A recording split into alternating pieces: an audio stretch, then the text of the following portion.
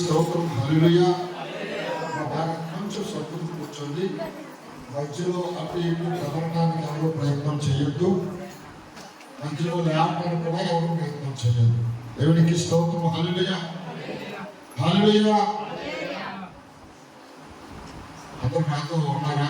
అందరూ ఇక్కడ ఉన్న వాళ్ళందరికీ ఏమి స్తుతి చెబుతాం? మీకు కొంతమంది ఇక్కడ లేరు. బాడీ ప్రొజెక్ట్ బండి ఎక్కడ తిరుగుతుంది. దాన్ని కూడా మీకు ఇచ్చేద్దాం అందరూ కలిసి. హల్లెలూయా హల్లెలూయా.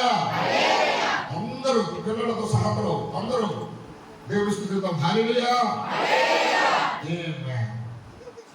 ఎంత సంతోషిస్తారని దేవుడు అందరూ ఏక మనసు ఏకాత్మ కలిగి దేవుడు స్తుతిస్తూ ఉంటే ఆయనకి అంతకు మించిన ఆనందం ఏమి మరొకటి. దేవునికి స్తోత్రం హల్లెలూయా. మంచిది పిల్లరా, మరి ప్రతి కుటుంబంలోనూ ఇంచుమించుగా ఈ వచనాలు చదువుతున్న అస్తమాను నిన్న ఉండేదంతా ఎక్కడికి ఉన్నాడు దేవుడు అనేది చదువుతున్నారని మీరు అనుకోవచ్చు. అది మనం మర్చిపోకూడదు. అర్థమైంది. కాబట్టి నిన్న నేడు నిరంతరము ఏకరీతిగా ఉన్న దేవుడు ఆదిలో ఉన్నాడా? ఆదిలో ఉన్నాడండి. ఇక్కడ ఉన్నాడండి. అంతంలో ఉంటాడా? ఒక్కడేనా?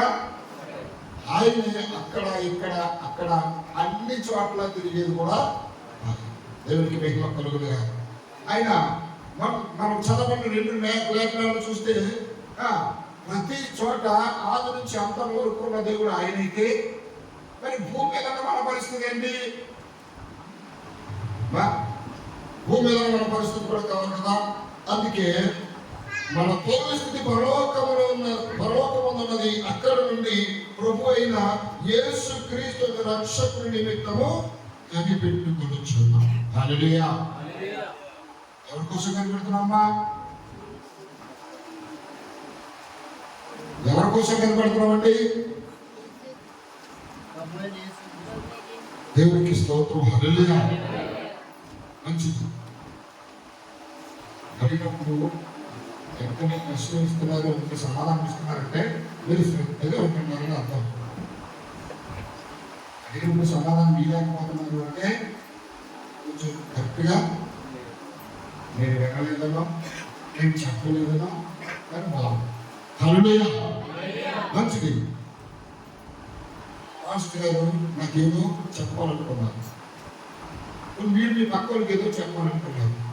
మీ అంతటా మీరు చెప్తా ఉన్నారు, మీ పక్క వాళ్ళు వినడం లేదు. మీరు చెప్తారా? వాళ్ళు వినడం లేదు. అది ఇంపార్టెంట్. మీరు చెప్పాలనుకున్నారు, అప్పుడు ఏం చేస్తారు? వాళ్ళు బట్టి కనెక్ట్ చేసి చెప్పాల్సింది చెప్తారు. అదేనండి. దేవుడు రంగం మీదకి వచ్చి మనతో మాట్లాడాలనుకున్నప్పుడు మీరు విన్నారో లేదో దేవుడికి తెలియాలి వద్దా? మీరు వింటున్నారో లేదో దేవుడికి కూడా తెలియదు కదా. తెలియాలంటే మనం ఏం చేయాలి? మనకు అర్థమైంది వెంటనే ఆమేనని చెప్పాలి, అవునుగాకని చెప్పాలి, హల్లెలూయా అని చెప్పాలి. అంతేగాని మోకాళ్ళ మనం ఉంటే ఏమనుకోవాలి? అంటే స్పందనకు ప్రతిస్పందన ఉన్నప్పుడే ఉద్యమం అనేది వస్తుంది, ఏకాత్మ అనేది పనిచేస్తుంది. దేవుడికి మహిమ కలుగును గాక. హల్లెలూయా. మంచిది పిల్లరా, మరి రాత్రి కాల సమయం ఇది 7వ కూడిక. నేను ఒక పని నిమిత్తం ఇక్కడికి వచ్చాను. దేవుడు నన్ను ఇక్కడికి పంపించాడు. దేవుడు నేను పంపించినటువంటి పని ఒక పని అక్కడ పూర్తయిపోయింది. హల్లెలూయా. రెండవ పనిలో భాగంగా ఈ రోజు కూడికతో ఇక్కడ కూడా పూర్తయింది. దేవుడికి మహిమ కలుగును గాక. మరలా ప్రభు చిత్తమైతే ఆయన ఆయుష్కాలం మనకు పొడిగించి మనం కలుసుకోవడం దేవుని చిత్తం ఏర్పాటు అయితే మళ్ళా మనం కలుసుకుంటాం. లేదు అనుకుంటే ఇదే మనకు ఆఖరి రాత్రి. కాబట్టి ఏం జరుగుతో, ఎప్పుడు జరుగుతో, ఎలా జరుగుతో మన చేతిలో ఏమీ లేదు. కాబట్టి ఖచ్చితంగా ఆత్మీయతను కలిగి విశ్వాసంలో మనం ముందుకు ఎదుగుదాము. మీరందరూ కలిసి నా కొరకు, నా కుటుంబం కొరకు, సంఘం కొరకు మానక మీ అనుదిన ప్రార్థనలో జ్ఞాపకం చేసుకోమని బ్రతిమాలుచున్నాను. హల్లెలూయా. ఎంతమంది మా కోసం ప్రార్థన చేస్తారమ్మా? హల్లెలూయా. నేను చాలా సంతోషిస్తున్నాను. ఎందుకంటే ఎవరికో మనకు తెలియనటువంటి స్థితిలో ఉన్న మనల్ని జ్ఞాపకం చేసుకుని మరి మనకు నిమిత్తం భారం వహించి ప్రార్థన చేస్తున్నానంటే అంతకంటే ఇచ్చిన ధన్యత మరొకటి లేదు. మీ అందరి నిమిత్తం మేము మా సంఘం అంతా కలిసి భారం కలిగి ప్రార్థన చేస్తాం. ప్రభు చిత్తాన్ని పెట్టి మనం ముందుకు సాగుతాం. హల్లెలూయా. మంచిది. మరి నేను ఈ రాత్రికాల సమయంలో ఒక మంచి వర్తమానం చెప్పి మేము అందరినీ మంచి ఉత్తేజపరచాలని నేను అనుకున్నాను. హల్లెలూయా. అనుకున్నప్పుడు ప్రభు ఏంటి పరిస్థితి అని ఎలా కూర్చుని ధ్యానం చేస్తా ఉన్నాను. మీతోనే ఉంటాను కానీ నేను నా ముందు లేదు. మీతో మాట్లాడుతూ ఉంటాను, మీతో పనిచేస్తూ ఉంటాను. నా ఆలోచన నా విధానం అంతా వేరుగా ఉంటాను. కాబట్టి ఏంటి ప్రభు అందులోకి ఒక కొత్త మెసేజ్ పెట్టేసాడు. హల్లెలూయా. అదేంటో ఇందురు కానీ ఒక కొత్త మెసేజ్ని తీసుకొచ్చాడు దేవుడు. అది ఏంటో మనకు తెలియదని కాదు, కానీ సందర్భాన్ని బట్టి మరి తలంపులోనికి దేవుడు ఆ యొక్క వర్తమానాన్ని తీసుకొచ్చాడు. అది ఈరోజు అందరికీ కూడా కొంచెం వచ్చి వాడిని పుట్టిస్తుంది, మంట కూడా పుట్టిస్తుంది. హల్లెలూయా. హల్లెలూయా. మరి అందరూ సిద్ధంగా ఉన్నారా? అంతా సిద్ధంగా ఉన్నారా? సిద్ధంగా ఉన్న వాళ్ళందరూ తెలుస్తుందాం. హల్లెలూయా. మంచిది పిల్లల వాక్యంలోకి వెళ్దాం. వర్తమానం యొక్క పేరు మనకు దృష్టాంతముగా ఉన్నటువంటి హెచ్చరికలు. హల్లెలూయా. ఏంటండి? మనకు దృష్టాంతముగా ఉంచబడిన హెచ్చరికలు. హల్లెలూయా. మంచిది. చదువుకుందాం. వాక్యం చదువుకుంటూ ముందుకు వెళ్దాం. కొరింథీయులకు రాసినటువంటి మొదటి పత్రిక 10వ అధ్యాయము మొదటి వచనం నుంచి కొన్ని మాటలు చదువుకుంటూ ముందుకు వెళ్దాం. ఎవరైనా సహాయం చేయండి. కొరింథీయులకు రాసినటువంటి మొదటి పత్రిక 10వ అధ్యాయం. సహోదరులారా, ఈ సంగతి మీకు తెలియకుండుట నాకు ఇష్టం లేదు. అది ఏమనగా మన పితరులందరూ మేఘము కింద ఉండిరి, వారందరూ సముద్రములో నడిచిపోయిరి. అందరూ మోసేను బట్టి మేఘములోను సముద్రములోను బాప్తిస్మము పొందిరి. అందరూ ఆత్మ సంబంధమైన ఒకే ఆహారమును భుజించిరి. అందరూ ఆత్మ సంబంధమైన ఒకే పానీయమును పానము చేసిరి. ఏలయనగా తమను వెంబడించిన ఆత్మ సంబంధమైన బండలోనిది ఆగిరి. ఆ బండ క్రీస్తే. అయితే వారిలో ఎక్కువ మంది దేవునికి ఇష్టలుగా ఉండకపోయిరి కనుక అరణ్యములోనే సంహరింపబడిరి. హల్లెలూయా. హల్లెలూయా. ఎంత తేటగా మాట్లాడుతుందో వాటిని చూస్తున్నారా? ఇప్పుడు మోసేను నిలబెట్టుకుని దేవుడు ఎవరు నడిపిస్తున్నాడండి? ఇశ్రాయేలీయులు అనబడిన వారందరినీ కూడా ఒక యాత్రలోనికి తీసుకొస్తూ ఉన్నాడు. ఏంటి ఆ యాత్ర? ఎక్కడి నుండి ఎక్కడికి? ఎక్కడి నుండి ఎక్కడికి వెళ్ళుతున్నారు వాళ్ళు? ఐగుప్తు దేశం నుంచి కానానుకు బయలుదేరుతున్నారు. ఐగుప్తు దేశము దేనికి సాదృశ్యము? పాపానికి సాదృశ్యము, లోకానికి సాదృశ్యము, చీకటికి సాదృశ్యం. అలాంటి భయంకరమైనటువంటి ప్రదేశం నుంచి దేవుడు విడిపించి వారిని ఎక్కడ తీసుకెళ్తున్నారు? ఎక్కడ నడిపిస్తున్నారండి? కానానుకు నడిపిస్తున్నాడు. మరి కానాను దేనికి సాదృశ్యము? పరలోకానికి సాదృశ్యం. హల్లెలూయా. కానానులో ఏమి దొరుకుతున్నాయి? పాలు తేనెలు ప్రవహించు దేశం అది. హల్లెలూయా. అంటే చూడండి, శరీర సంబంధం ఉన్నది, ఆత్మ సంబంధం కూడా ఉన్నది. ఇప్పుడు ఈ ఐగుప్తు నుంచి ప్రయాణమై కానానుకు బయలుదేరిన వాళ్ళందరూ కూడా శరీర సంబంధులు. హల్లెలూయా. ఎవరంటే వాళ్ళంతా శరీర సంబంధులు. మరి మనం ఎవరమే?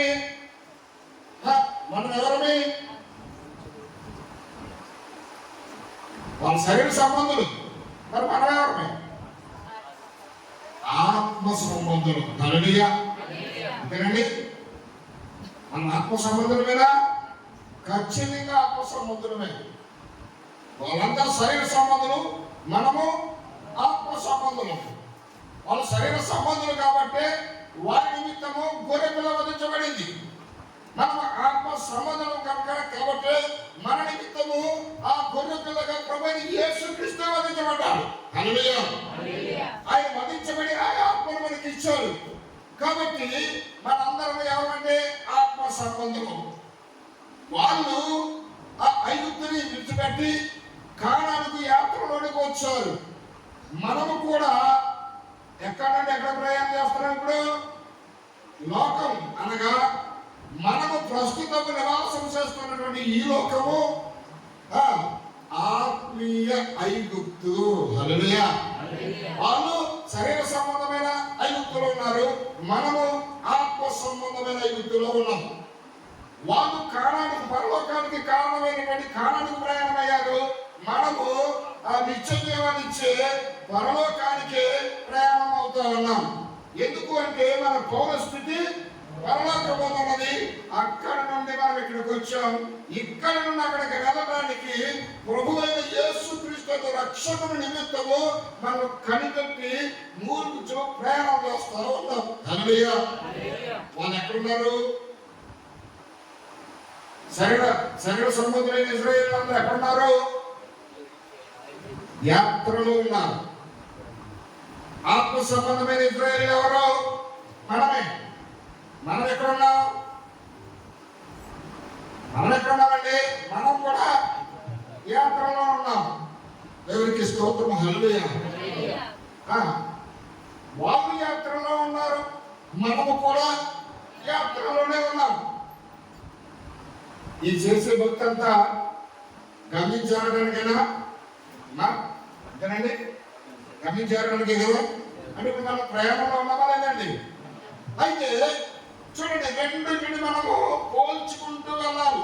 ఆత్మ సంబంధము, శరీర సంబంధము. శరీర సంబంధంలో ఏది జరిగితే ఆత్మ సంబంధంలో కూడా అదే జరుగుతుంది, కొత్తదేమి జరగదు. అయితే పిల్లరా, ఇక్కడ మనం గమనించినట్లయితే చూడండి, శరీర సంబంధంలో ఉన్న వాళ్ళందరూ కూడా దేవుడిని వెంబడిస్తున్నారా లేదండి?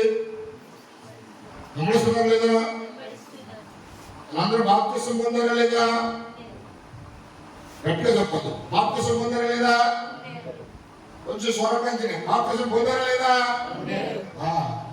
ఎందుకంటే మీ స్వరం అందులో పడాలి. హల్లెలూయా. ఆ శరీర సంబంధం అందరూ ఆ కానాను యాత్రకు ప్రయాణమైన వాళ్ళందరూ వాళ్ళు బాప్తిసం పొందారా లేదా? ఎలా పొందారు? చూడండి ఏం చెప్తున్నారు. అయితే అందరూ మోసేను బట్టి మేఘంలోను సముద్రంలోను బాప్తిస్మము పొందిరి. హల్లెలూయా. అంటే వాళ్ళందరూ బాప్తిసం పొందారా లేదండి? పొందారు. మరి వాళ్ళందరూ ప్రభు రాత్రి భోజనాన్ని ఆశ్రయించారా? ఆశ్రయించారా? తినలేదా? వాళ్ళు ప్రభు రాత్రి భోజనం తిన్నారా లేదా? నాకు అర్థం కాదు, చెప్పాలి. తినలేదు. ఇంకా ఆపోజిట్ వాళ్ళు ఎవరైనా ఉన్నారా? వాళ్ళు తినలేదు అంటున్నారు. ఆపోజిట్ తిన్నారు, ఉన్నారు. అలాంటి వాళ్ళు ప్రభురాత్రి భోజనమును ఆచరించారు. హల్లెలూయా. ఎప్పుడు ఆచరించారు? ఎలా ఆచరించారు? ఐగుప్తు దేశం నుంచి వాళ్ళు బయటకు రాబోతున్నప్పుడు దేవుడు చెప్తా ఉన్నాడు, ఇదిగో మీలో ప్రతి ఒక్కరూ గొర్రె పిల్లను వధించి దాన్ని మాంసమును ఉడికించి మీ సామాన్లన్నీ చదువుకొని చెప్పులు కూడా తొడుక్కొని సిద్ధంగా ఉండి ఒక్క ముక్క కూడా మిగలకుండా ఆ మాంసమంతా మీరు లోపలండి భుజించండి. మరి ఆ గొర్రె పిల్లలు భజించినప్పుడు వచ్చిన రక్తం తీసి మన గుమ్మంలో నిలువు కమ్ముకుడు అయినా అడ్డ కమ్ముకుడు ఆ రక్తాన్ని పోయండి. ఎందుకు చెప్పాడు ఈ మాట? సంహారక దూత వస్తా ఉన్నాడు. హల్లెలూయా. ఇశ్రాయేలీయులందరినీ విడుదల చేయడానికి పాపానికి సాదృశ్యంగా ఉన్న ఐగుప్తీయులను, ఆ ఐగుప్త దేశంలో పుట్టిన ప్రతి తొలిసూరుడు సంహరించడానికి సంహారక దూత వస్తా ఉన్నాడు. ఇదిగో ఆ దూత వచ్చినప్పుడు ఏ గుమ్మపు కమ్మి మీద అయితే ఆ రక్తము గుర్తు ఉంటుందో ఆ రక్తము గుర్తుని చూసి దాన్ని వెళ్ళిపోతాడు. ఏ గుమ్మం మీద అయితే రక్తం గుర్తు కనబడలేదో ఆ ఇంటిలో ఉన్న తొలుసూరు పుట్టిన పశువే కానీ పక్షే కానీ మనిషే కానీ చనిపోతాడు, చంపేస్తాడు. హల్లెలూయా. కాబట్టి ఇప్పుడు దేవుడు మోసంలో ఇచ్చినటువంటి హెచ్చరికలు వాళ్ళందరూ కూడా ఏం చేశారంటే, ఏ ఇంటికి ఎంతమంది ఉన్నారు కొంతమంది సమకూర్చబడి ఇప్పుడు గొర్రెలను వధించి ఇంటిలో కూర్చుని విధి చేసుకుని ఇప్పుడు పస్కను ఆశిస్తున్నారా లేదా? పస్కను ఆశిస్తున్నారా లేదా? బాప్తిసం పొందారు, ప్రభురాత్రిని కూడా తీసుకున్నారు. మరి ఇప్పుడు వాళ్ళు యాత్రలోకి వచ్చిన తర్వాత ఒకే బండలో పానీయాన్ని తాగారా లేదా? ఆ జీవజలను బండ నుంచి ఊపినటువంటి జీవజలను తాగారా లేదా? హల్లెలూయా. అంటే శరీర సంబంధమైన ఇశ్రాయేలీయులు కూడా వాళ్ళ నిమిత్తము గొర్రెపిల్ల వధించబడింది. హల్లెలూయా. వాళ్ళు ప్రభురాత్రిని ఆచరించారు, వాళ్ళు బాప్తిస్మం పొందారు, వాళ్ళు ప్రభురాత్రిని ఆచరించారు, వాళ్ళు కూడా ఒకే బండలో పానీయాన్ని వాళ్ళు కూడా పానం చేశారు. హల్లెలూయా. అంటే ఇప్పుడు దేవుని చిత్తాన్ని వాళ్ళు నెరవేరుస్తూ ఆజ్ఞను నెరవేరుస్తూ ముందుకు సాగినప్పటికీ కొంత దూరము ప్రయాణం చేసిన తరువాత ఏమొచ్చింది వాళ్ళకి?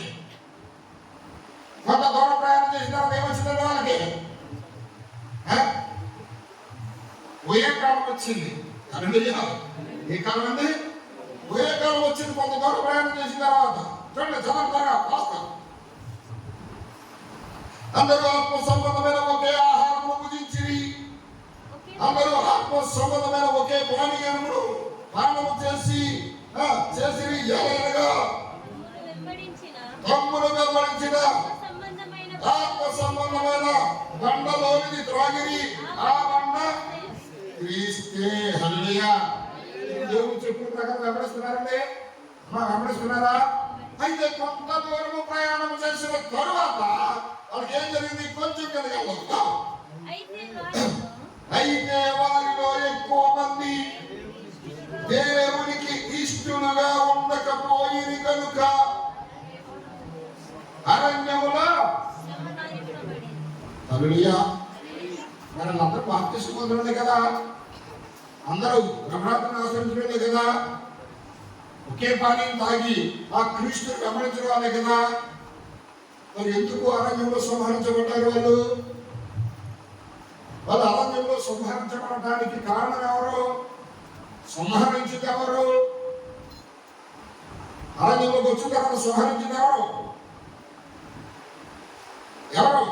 వాళ్ళు ఎందుకు సంహరించబడ్డారు?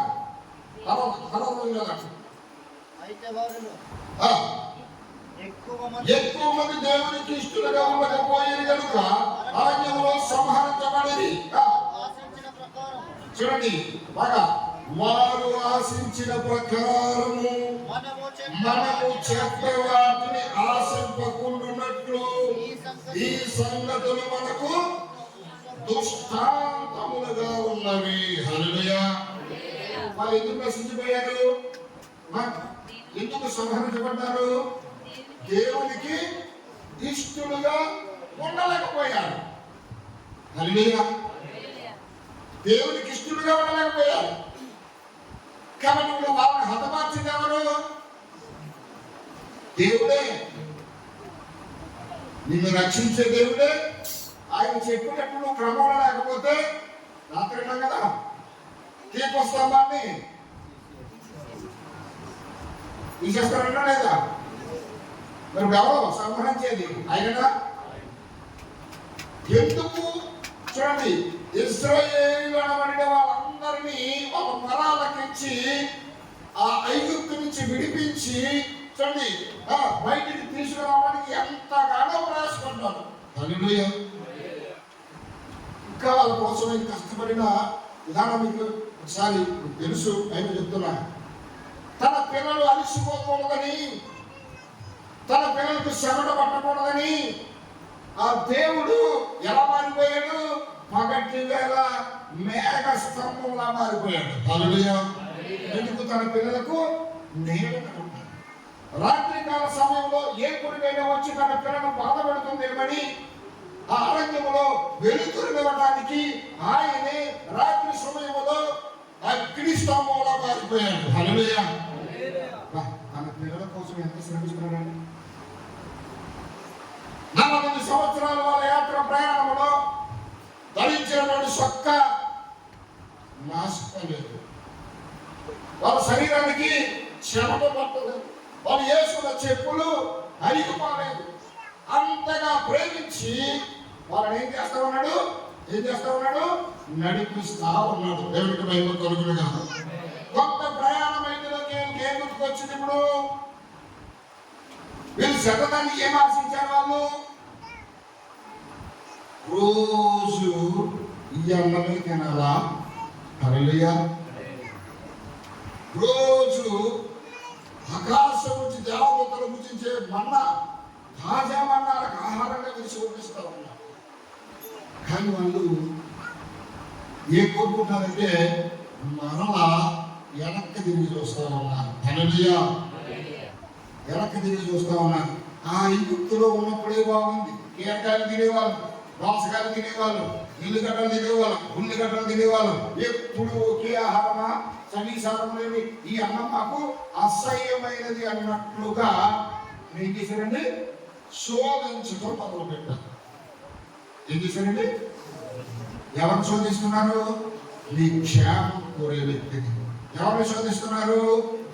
నీకు నొప్పి లేకుండా నిన్ను గమ్యం చేర్చడానికి ఇష్టపడే వ్యక్తిని, నీకు ఎంత నీ పట్ల శ్రద్ధ తీసుకుని భారం తీసుకున్న వ్యక్తిని శోధిస్తూ ఉంటే ఎంతకాలం భరిస్తాడైనా? ఈ రోజు మారుతాం, రేపు మారుతాం, ఎల్లుండి మారుతామని అవకాశమే మనకి ఇష్టం లేదా? మరి ఎన్ని అవకాశాలు ఇచ్చినా నీ స్వబుద్ధిని ఆధారం చేసుకుని నువ్వు ముందుకు వెళ్తే ఎవరికి నష్టం? అందుకే కదా సామెతల గ్రంథంలో చెప్తుంది ఏమని? ఒకటి మార్గము వాడి దృష్టికి యథార్థము, తుదకు మరణమునకు దారితీస్తుంది. 16:25 చదవండి. సామెతల గ్రంథం 16:25 చదవండి. త్వరగా.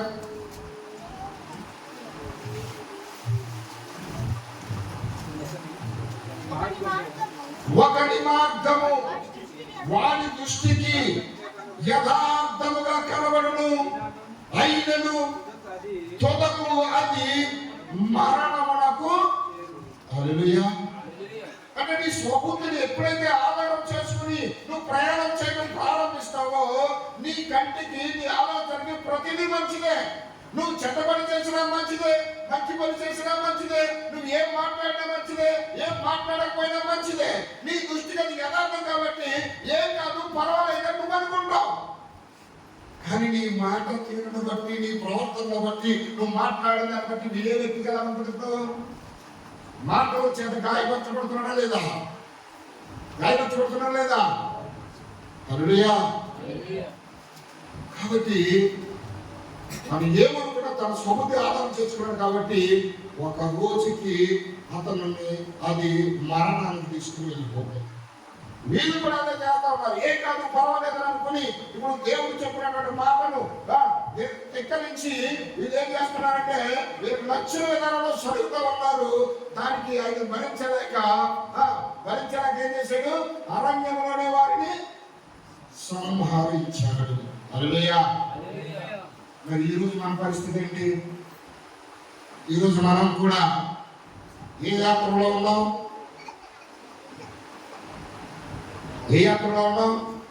మనం కూడా పరలోక యాత్రకు ప్రయాణం చేస్తున్నాం లేదండి. హల్లెలూయా. మనము కూడా ఆత్మీయ ఐగుప్తు నుంచి ఆ పరలోకానికి అనగా కానానుకు సోదరుసిన పరలోకానికి మన యాత్రను సాగిస్తా ఉన్నాం. మనము కూడా ఆత్మ సంబంధమైన ఇజ్రాయేలుగా ఉన్నాము. మనము కూడా యాత్రలో ఉన్నాము. మనము కూడా యేసుక్రీస్తు నామములో బాప్తిస్మం పొందాం. హల్లెలూయా. నమ్మలేదండి, నమ్మలేదా? మనము కూడా ప్రభువుని ఆశీర్వదిస్తున్నామా లేదా? మనము కూడా ఆయన శరీరంలో పూజిస్తున్నామా లేదా? ఆయన రక్తంలో పానం చేస్తున్నామా లేదా? హల్లెలూయా. అంటే ఆయన శరీరాన్ని మనము తింటున్నాం, ఆయన రక్తాన్ని మనము కూడా పానం చేస్తా ఉన్నాం. అయినప్పటికీ మనం కూడా ఇశ్రాయేలీయులు ఏ విధంగా చెడ్డదానిని ఆశించి, హల్లెలూయా, ఏ విధంగా నశించిపోవడానికి కారణమైందో మీరు కూడా అలా నశించిపోతారేమో. మీరు కూడా ఆ చెడ్డ వాటిని, ఆ లోక సంబంధమైన వాటిని ఆశించి మీ ఆత్మీయ జీవితాన్ని పాడు చేసుకుని మీరు కూడా నరకానికి వెళ్ళిపోతారేమో, మీరు కూడా ఆత్మీయంగా నశించిపోతారేమో అని బాధతో దేవుడి యొక్క ఆత్మ ఆ చరిత్రను దృష్టాంతంగా మనం అందించింది. హల్లెలూయా. అంటే ఇప్పుడు మనం దాన్ని గుర్తు చేసుకుని ఏం చేయాలి? ఇప్పుడు సరి చేసుకుని వెళ్ళవద్దండి, వెళ్ళవద్దా? మన పరలోకానికి వెళ్ళాలంటే మనం ఏం చేసుకోవాలి? ఇప్పుడు సరి చేసుకోవాలి. ఏమైనా లోపాలు ఉంటే, ఏమైనా తప్పులు ఉంటే వాళ్ళు నశించిపోయినట్టు మనం నశించిపోకుండా, కాబట్టి మనం ఇప్పుడు ఆ సత్యాన్ని గ్రహించి మనం సరి చేసుకుంటూ ముందుకు వెళ్ళాలి. హల్లెలూయా, హల్లెలూయా. ఇంకొంచెం ముందుకు వెళ్తాం. త్వరగా 7వ వచనం చదవండి త్వరగా. జనులు తిరుగుటకును త్రాగుటకును కూర్చుండి ఆడుటకు లేచిడి అని వ్రాయబడినట్లు వారిలో కొందరు వలె మీరును, వారిలో కొందరు వలె మీరు విగ్రహారాధికులై ఉండకుడి. హల్లెలూయా. ఎలా ఉంటున్నాం మనము? విగ్రహారాధకుల వలె మనము ఉండకూడదు. వాళ్ళు చెడ్డదాన్ని ఆశించారు, నశించిపోయారు. అక్కడ కూడా జనులు ఆడడానికి, తినడానికి, కంతులు వేయడానికి, కూర్చోడానికి అన్ని చేస్తూ ఉన్నారు. కానీ మనం ఏ విధంగా హెచ్చరిస్తున్నారు చూడండి. మరియు ఇది చూడండి, మరియు వారి వలె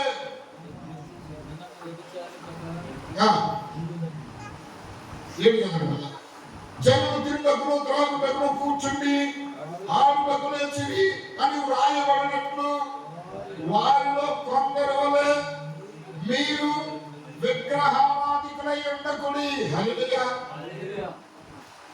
ఎవరు ఆడటానికి లేచారు? ఎవరు తాగడానికి లేచారు? ఎవరు విగ్రహారాధన చేయడానికి లేచారు? ఎవరు కొందరు వేయడానికి లేచారు? ఎవరు కూడా చూపిస్తున్నాడు ఇక్కడ? మళ్ళా శరీర సంబంధం చూపిస్తా ఉన్నారు. ఇశ్రాయేలు మళ్ళా శరీర సంబంధాలుగా ఉంటూ కింద చూడండి.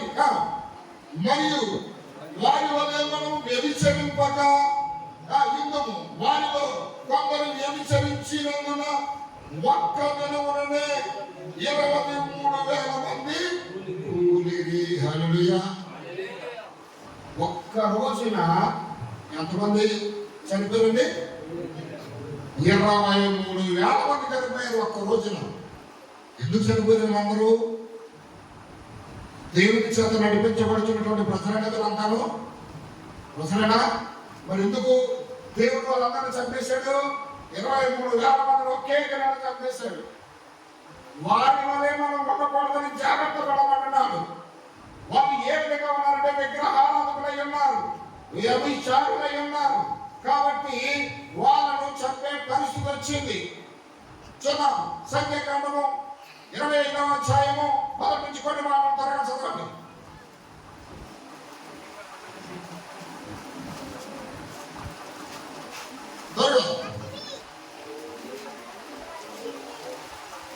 సంఖ్యాకాండము 25వ అధ్యాయము 1 నుండి కొన్ని మాటలు.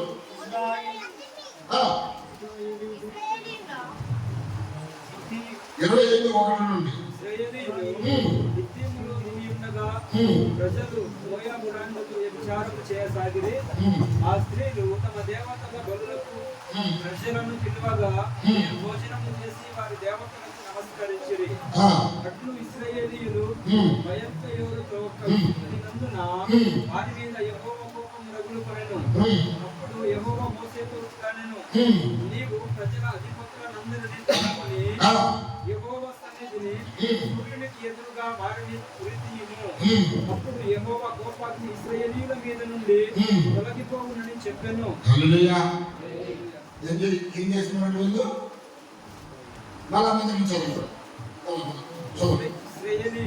ఇశ్రాయేలీయులు హిత్తీయులు దిగి ఉండగా ప్రజలు మోయాబురాలతో వ్యభిచారము చేసి సాగిరి.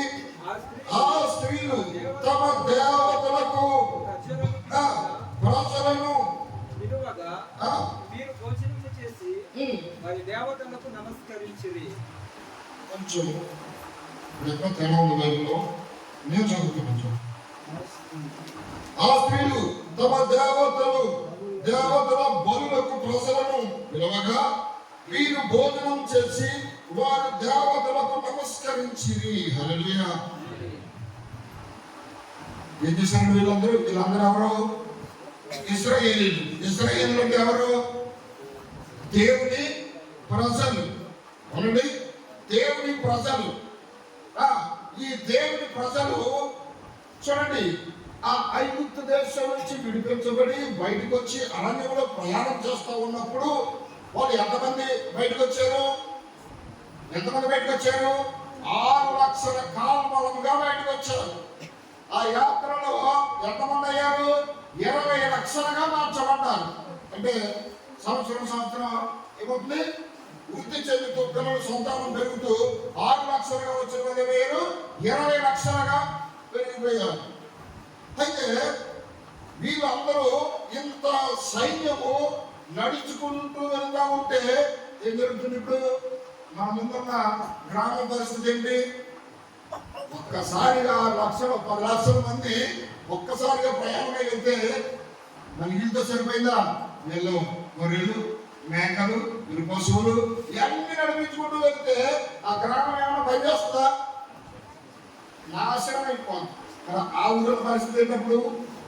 కాబట్టి వాళ్ళందరూ కూడా ఇదిగో ఈ ఇశ్రాయేలీయులందరూ దండుగా వస్తారన్నారు. వీళ్ళు మన గ్రామానికి వస్తే, మన ఊరి మీదుగా వీళ్ళు దాటుకుంటూ వెళితే మన పంటలు పాడైపోతాయి, మన ప్రాంతాలు పాడైపోతాయి, మనందరికీ కూడా మరలా అది సమకూర్చుకోవాలని చాలా టైం పడుతుంది.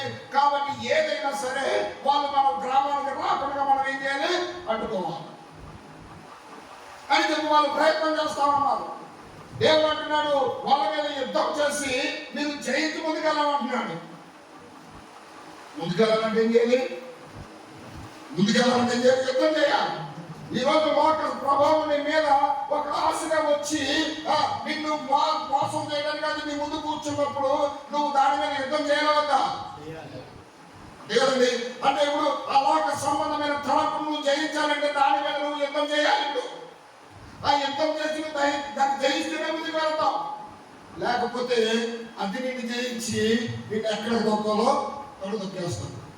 అయితే పిల్లరా, వీళ్ళు ముందుకు వెళ్తా ఉంటే బాలాకు అనే ఒక రాజు ఉన్నాడు. హల్లెలూయా. అతను తన ప్రజల కోసము, ఆ ప్రాంతం కోసము, ఆ ప్రజలు ఇలా రాకుండా అడ్డుకోవాలని చెప్పి ఎక్కడికి వెళ్ళాడు? ఎవరు చెబితే పని జరుగుతుందో ఉద్యోగాన్ని అప్లై చేయాలి. కష్టపడి చదివి యథార్థంగా మంచి మార్కులు తెచ్చుకుని నువ్వు అప్లికేషన్ పట్టుకుని వెళ్తే నీకు ఉద్యోగం వస్తుందా? నన్ను ఏం చేస్తున్నావు? నువ్వు ఎవరో ఒక రికమెండేషన్ అవసరమా కదా? తెగలండి. అదే విధంగా ఆ ప్రజలందరూ ఇలా రాకుండా అడ్డుకోవాలంటే ఎవరు చెప్తే వింటారో ఆ వ్యక్తి దగ్గరికి వెళ్తే మంచిది అని చెప్పి ఎక్కడికి వెళ్ళాడు బాలకరాజు? బిలాము దగ్గరికి వెళ్ళాడు. బిలాము ఒక ప్రవక్త.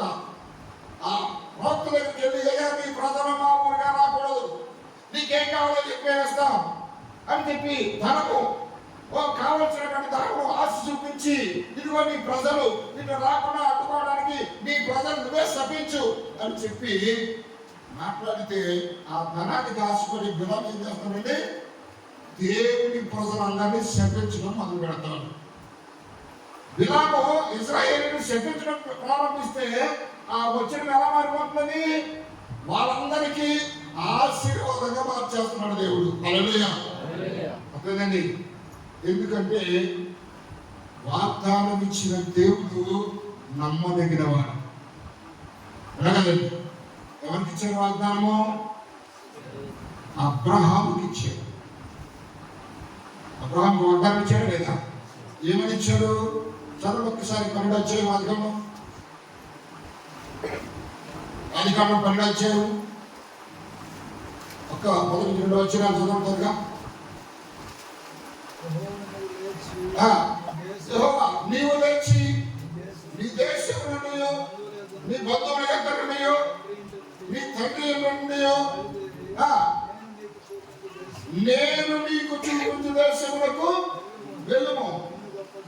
నిన్ను గొప్ప జనముగా చేసి నిన్ను ఆశీర్వదించి నీ నామమును గొప్ప చేతును. నీవు ఆశీర్వాదముగా నుండువు. నిన్ను ఆశీర్వదించు వారిని ఆశీర్వదించేదను, నిన్ను దూషించు వారిని హల్లెలూయా. నిన్ను దూషించే వాళ్ళు ఏం చేస్తారు మేడమా? వ్యక్తులు నిన్ను దూషిస్తే నువ్వు వారి మీద కక్ష కట్టి పక్షపాతంలో తీర్చుకోవాల్సిన అవసరం నీకు లేదు. వెంటనే ప్రభా ఒక్కసారి చూడాలంటే ఆయనకు అప్పగించు, ఆయన చూసుకుంటాడు. నువ్వు మాట్లాడితే ఆయన మౌనం అంటాడు, నువ్వు మౌనం ఉంటే ఆయన మాట్లాడతాడు. నేను దీవించే వారిని దీవిస్తా, నేను శపించే వారిని నేను కూడా శపిస్తా. ఇప్పుడు ఇశ్రాయేలీయులకు ప్రవక్తే దేవుని యొక్క దాసుడే అయినప్పటికీ ఈ బిలాము ధనానికి ఆశపడి ఏం చేస్తా ఉన్నాడంటే దేవుని ప్రజలను శపిస్తా ఉన్నాడు. ఊరుకుంటాడా దేవుడు? ఊరుకుంటాడా? ఊరుకోడు. ఆ శాపం వచ్చినని ఆశీర్వాదంగా మార్చేస్తున్నాడు. ఎందుకంటే వాగ్దానం ఇచ్చాడు కాబట్టి. ఎన్నిసార్లు ప్రయత్నం చేసిన పని కాలేదు. అప్పుడు అంటాడు, చాలా మంది జీవితాల్లో ఇదే జరుగుతా ఉంది, గమనించండి. నేను ఎంత ప్రయత్నం చేసినా దేవుడు దాన్ని మార్చేస్తున్నాడు కాబట్టి నేను నా చేతిలో ఏమీ లేదు. దేవుని ప్రజలను తాకి జయము పొందిన వాడు ఎవడు లేడు. అయితే నేను ఒక చిన్న సలహా ఇస్తా. దాన్ని కనుక నువ్వు పాటిస్తే నువ్వు నేను ఆ ప్రజలను ఏమీ చేయక్కర్లా. ఏ దేవుడైతే కంటికి రెప్పలా వాళ్ళని కాపాడుతున్నాడో అదే దేవుడు వాళ్ళను చంపేస్తాడు. హల్లెలూయా. సూత్రం అందువల్ల చూసారా? అందుకే ఏ దేవుడైతే నిన్ను కంటికి రెప్పలా కాపాడుతున్నాడో అదే దేవుడు నిన్ను నాశనం చేసేస్తాడు. అయితే నువ్వు ఏం చేయాలి? ఏ పొద్దు దేవుడికి నచ్చని కొన్ని ఉన్నాయి. ఏమున్నాయండి? దేవుడికి నచ్చని కొన్ని ఉన్నాయి. ఆ దేవుడికి నచ్చని పనులు ఎవరైతే చేస్తారో వాళ్ళని ఖచ్చితంగా దేవుడే నాశనం చేసేస్తాడు. కాబట్టి అది ఏమిటి అంటే దేవుడికి మొట్టమొదటిగా నచ్చంది ఏంటి? దేవుడికి మొట్టమొదటిగా నచ్చంది ఏంటి? విగ్రహారాధన. హల్లెలూయా.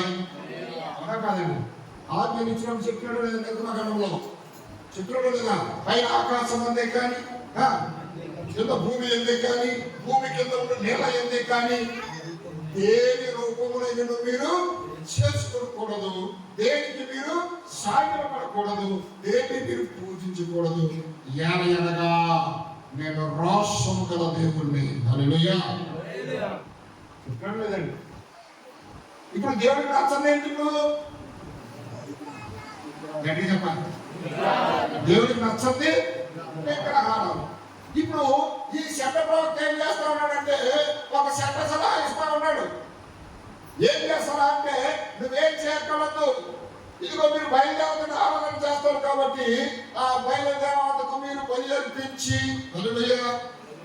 ఆ బయలుదేవతకు అర్పించేటువంటి ఆ బలి పదార్థాలను తీసుకొని మీ మోయాబు స్త్రీలు చాలా అందగత్తెలు అంటే మోయాబు స్త్రీలు చాలా అందంగా ఉంటారు. వాళ్ళు అయితే చాలా అందంగా ఉంటారు, చాలా పొడవుగా అందంగా చాలా చక్కగా ఉన్నారు కాబట్టి మీ దేవతకు బలి అర్పించినటువంటి ఆ బలి ఆహారమును ఒక పల్లెలో పెట్టుకొని మీ స్త్రీలకు సగం సగం దుస్తులు ధరించి పొట్టి దుస్తులు ధరించి ఇప్పుడు స్త్రీని ఏ ప్లేస్ లో చూసినా కూడా మోహాన్ని కనిపించేలా తయారు చేశాడు.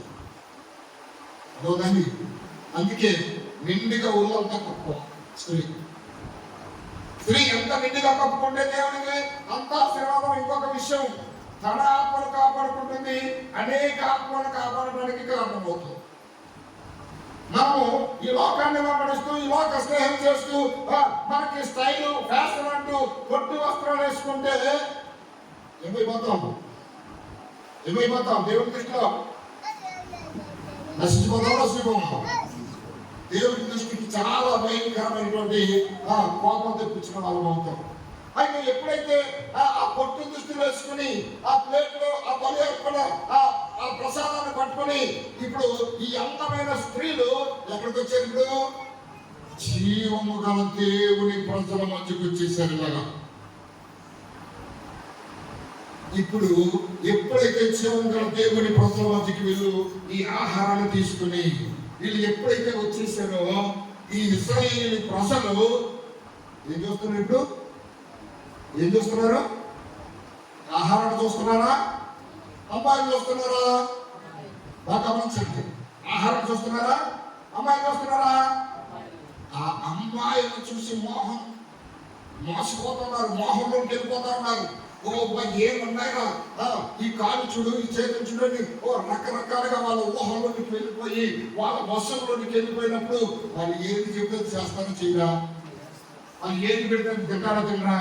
ఎప్పుడైతే ఆ పరస్త్రీ వ్యామోహంలోకి వెళ్ళిపోయారో నేను జీవం గల దేవుని యొక్క ప్రజలని మర్చిపోయి, రోషం గల దేవుని యొక్క ప్రజలనేనని మర్చిపోయి వాళ్ళు పెట్టిన ఆ ఆహారాన్ని రొట్టెలేసుకుంటూ ఆ ఆహారాన్ని బోధిస్తా ఉన్నారు.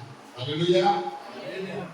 ఆ విగ్రహాలకు అర్పించినటువంటి ఆ బలి ఆహారాన్ని తింటూ ఆ మోహపు చూపుతూ ఆ యొక్క స్త్రీలను చూస్తూ ఇంకా నచ్చిన వాడు తీసుకుని వెళ్ళిపోయి వ్యభిచారం చేయడం ప్రారంభించారు. ఇప్పుడు కోపం ఎవరికి వస్తుంది? కోపం ఎవరికి వస్తుంది? దేవుడికి కోపం రగిలిపోతుంది.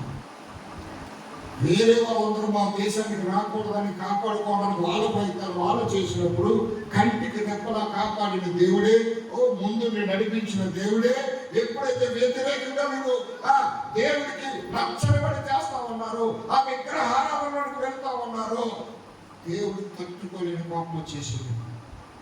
కోపం వచ్చేసి అంటున్నాడు, చూడండి చదవగలదు. ఆ స్త్రీలు చూడండి, ఆ స్త్రీలు తమ దేవతల ఆ బలులను ప్రజలను పిలవగా వీరు భోజనం చేసి వారు దేవతలకు నమస్కరించి అప్పుడు ఇశ్రాయేలీయులు బయల్పయోరుతో కలిసి కొన్నందున వారి మీద యెహోవా కోపము రగులుకొనెను. హల్లెలూయా. అప్పుడు ఎప్పుడైతే దేవుడి కోపం వచ్చేసిందో ఇప్పుడు మోసేను పిలుస్తా ఉన్నాడు. దేవుడికి మహిమ కలుగును గాక. హల్లెలూయా, హల్లెలూయా. మోసేను పిలుస్తా ఉన్నాడు. మోసేను పిలిచి అంటున్నాడు, చేతి త్వరగా. అప్పుడు యెహోవా మోసేతో ఇట్లనెను, చూడండి, నీవు ప్రజల అధిపతులందరినీ యెహోవా సన్నిధిని సూర్యునికి ఎదురుగా వారిని ఉరితీయుము.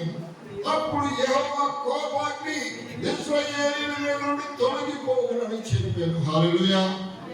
కంటికి రెప్పలా కాపాడిన దేవుడే ఇప్పుడు కోపం వచ్చి ఎవరైతే వాళ్ళతో వ్యభిచరించారో, ఎవరైతే ఆ బలి అర్పణ విగ్రహారాధనకు అర్పించిన దానిని భోజనం చేశారో వాళ్ళందరినీ తీసుకొచ్చి సూర్యుడికి ఎదురుగా పెట్టి ఏం చేయమన్నాడండి?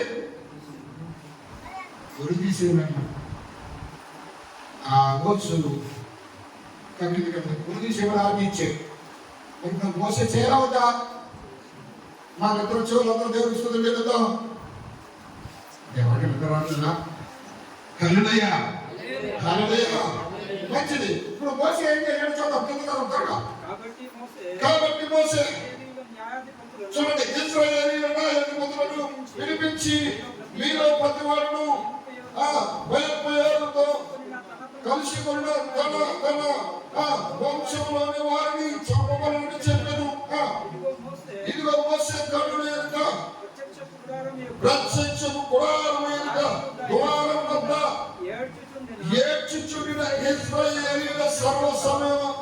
సమాజం యొక్క కనుల ఎదుటను ఇశ్రాయేలీయులలో ఒకడు తన సహోదరుల యొక్క ఒక మిథ్యాను స్త్రీను తోడుకొని వచ్చాను. హల్లెలూయా. చూడండి ఇక్కడ ఏం జరుగుతుందో. మొత్తం ఆ తప్పులో పాల్గొన్న కొందరు వాళ్ళందరూ గుర్తు తీసామన్నాడు. మన శిష్యుడు అందరూ రోదన వేదన చంపేస్తుంటే నవ్వుతా ఉంటున్నారా? ఆ కుటుంబీకులందరూ కూడా గొల్లు ఏడుస్తూ ఉన్నారు, ఓరు పెట్టి ఏడుస్తూ ఉన్నారు. అయ్యో తప్పు చేసామే, నశించిపోతున్నామే, మా పరిస్థితి ఏంటి, ఇలాంటి తప్పు ఎప్పుడు చేయకూడదు అని ఓరు ఏడుస్తూ ఉంటే అందులోనే ఒకరికి ఇంకా కలుగుతారు వల్ల హల్లెలూయా. ఎంత గొడవ అయిపోతున్నారు.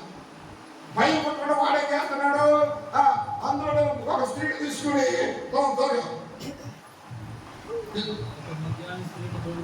ఒక మిథ్యాను స్త్రీని తోడుకొని వచ్చాను.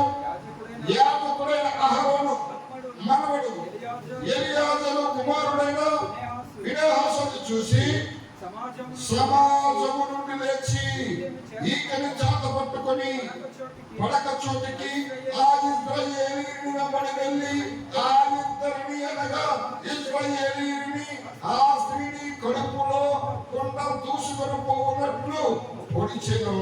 అప్పుడు ఇశ్రాయేలీయుల నుండి తెగులు. హల్లెలూయా. ఇంత బోర్ నడుస్తూ ఉంటే కూడా వాడు కామాపాత్రుడైపోయి ఆ మిథ్యాను స్త్రీని దాన్ని తీసుకుని ఎక్కడికే మొత్తం ప్రత్యక్ష కూడా ఎక్కడికి పాపం చేస్తాను. ఎంత తెగించుకున్నాడు చూసారా? భయం అనేది ఎప్పుడైతే లేకుండా పోయిందో మొట్టమొదటిగా వచ్చే కార్యం ఏంటి తెలుసా? ఏ వ్యక్తి అయితే భయాన్ని కోల్పోతాడో ఆ భయాన్ని లేనప్పుడు వచ్చే కార్యం ఏంటంటే ఆ వ్యక్తికి విచ్చలవిడిగా అవసరం. ఎప్పుడైతే భయం అయితే ఉందో దాని నుంచి తప్పించుకోవడానికి ప్రయత్నం చేస్తాం. కాబట్టి వాడికి ఏంటంటే భయం లేదు. అనేక మంది తప్పు చేసిన వాడి కళ్ళను గురి తీసేస్తా ఉన్నారు అక్కడ. అయిన వాడికి ఏడుసే వాళ్ళు ఏడుస్తా ఉన్నారు. అయిన వాడికి ఆ పిచ్చాన్ని తీసుకుని ప్రత్యక్ష కూడా వెళ్ళిపోయి మళ్ళీ పాపం చేయడం పెట్టాడు. అయితే బాగా గమనించాలి. మన కళ్ళ ఎదుటి ఎవరైనా పాపం చేసినప్పుడు అలా కొందరు మనకెందుకులే అని మనం ఇలా పోయామనుకో మన కళ్ళ ముందు ఎవరైనా తప్పులో ఉన్నప్పుడు పాపం చేయడానికి ప్రయత్నం చేస్తున్నప్పుడు అది నీ కంటపడినప్పుడు నువ్వేం చేయాలి? ఏం చేయాలి? గద్దించాలి. యాకోబు పత్రిక 4:17 లాస్ట్ వచ్చిన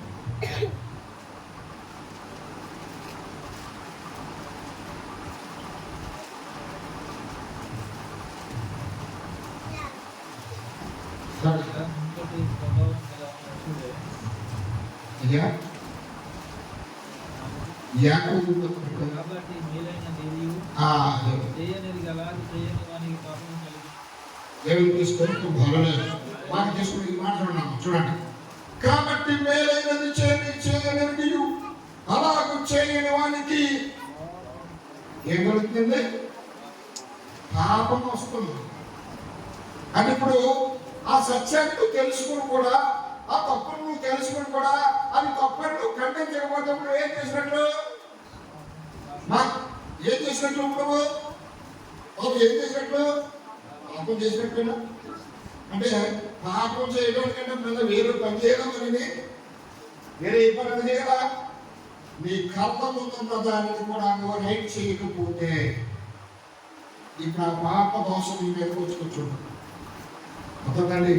అందుకే ఖచ్చితంగా వధువు అంటే సామాన్యంగా కుదిర్చేది వధువు. అర్థండి. కాబట్టి ఆ సత్యం ఏదైనా సరే నువ్వు ఏం చేయాలి? ఆ సత్యం ఏం చేయాలి? ఖచ్చితంగా ఖండించాలి. ఇప్పుడు అంత మంది ఉన్నారు, గోర్లు ఏడ్చేవాళ్ళు ఏడుస్తూ ఉన్నారు, బాబులో ఉండేవాళ్ళు బాబులో ఉన్నారు, ఆడు బాబా నాడు పోతాను అనుకుంటున్నారు. కానీ ఈ ఫీనెహాస్ ఏం చేస్తున్నారంటే ఇక్కడ మళ్ళా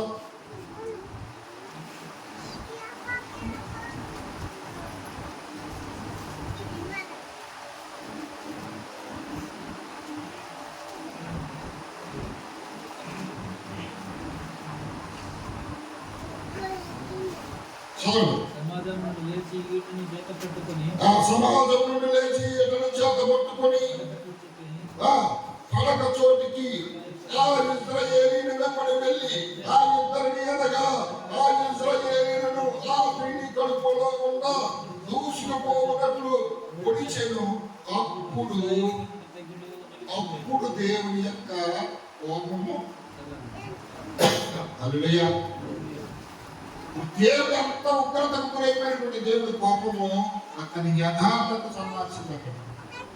కాబట్టి అలాగే సంఘంలో కూడా జరుగుతున్నప్పుడు, సమాజంలో అనేక కార్యాలు జరుగుతున్నప్పుడు మన యథార్థతను కాపాడుకోవడానికి ఏ ఒక్క వ్యక్తి లేచి సరి చేయడానికి ప్రయత్నం చేసినా ఆ వ్యక్తిని బట్టి ఆ ఉగ్రత తప్పించబడుతుంది. కాబట్టి ఆ దినమంది ఎంతమంది చచ్చిపోయారండి? ఈరోజు అప్పుడు 23,000 మంది అన్నారు.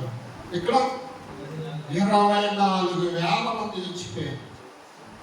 ఎందుకు చచ్చిపోయారు వీళ్ళందరూ? నువ్వు ఎందుకు చచ్చిపోయారు వీళ్ళందరూ? ఇన్ని వేల మంది ఎందుకు చచ్చిపోయారు? అర్థం కావట్లేదా? హల్లెలూయా. ఇన్ని వేల మందిని దేవుడు ఎందుకు సంహరించాడు? విగ్రహారాధన చేశారు, వ్యభిచారము చేశారు. మొట్టమొదటి తిండి విగ్రహారాధన. ఇంకొక సందర్భం చూపిస్తాను, ఎంత భయంకరమైన విగ్రహారాధన. యాకోబు తన కుటుంబాన్ని తీసుకుని ప్రయాణమై తన సహోదరుని కలుసుకోవడానికి వస్తా ఉన్నప్పుడు వాళ్ళు కూడా మందగా వస్తా ఉన్నారు. మొత్తం భార్యలు పిల్లలు ఒక సమూహంగా వస్తా ఉంటే ఏ పక్కకంటే ఆ పక్కే ఇబ్బంది కలుగుతూ ఉంది, వాళ్ళందరూ తరుగుతూ ఉన్నారు. వాళ్ళని చూసి భయపడి పారిపోతా ఉన్నటువంటి సందర్భంలో ఏంటి మన పరిస్థితిని ఆలోచించుకున్నప్పుడు తన శ్రమ దినమున తనకు తోడుగా నిలిచిన దేవుడికి మనము బలిపీఠం కంటే ఆరాధన చేద్దామని చెప్పి తన కుటుంబానికి ఒక మాట ఇస్తాడు. 10:35 త్వరగా మొదటి 10:35. నీవు లేచి బేతేలునకు వెళ్ళి అక్కడ నివసించి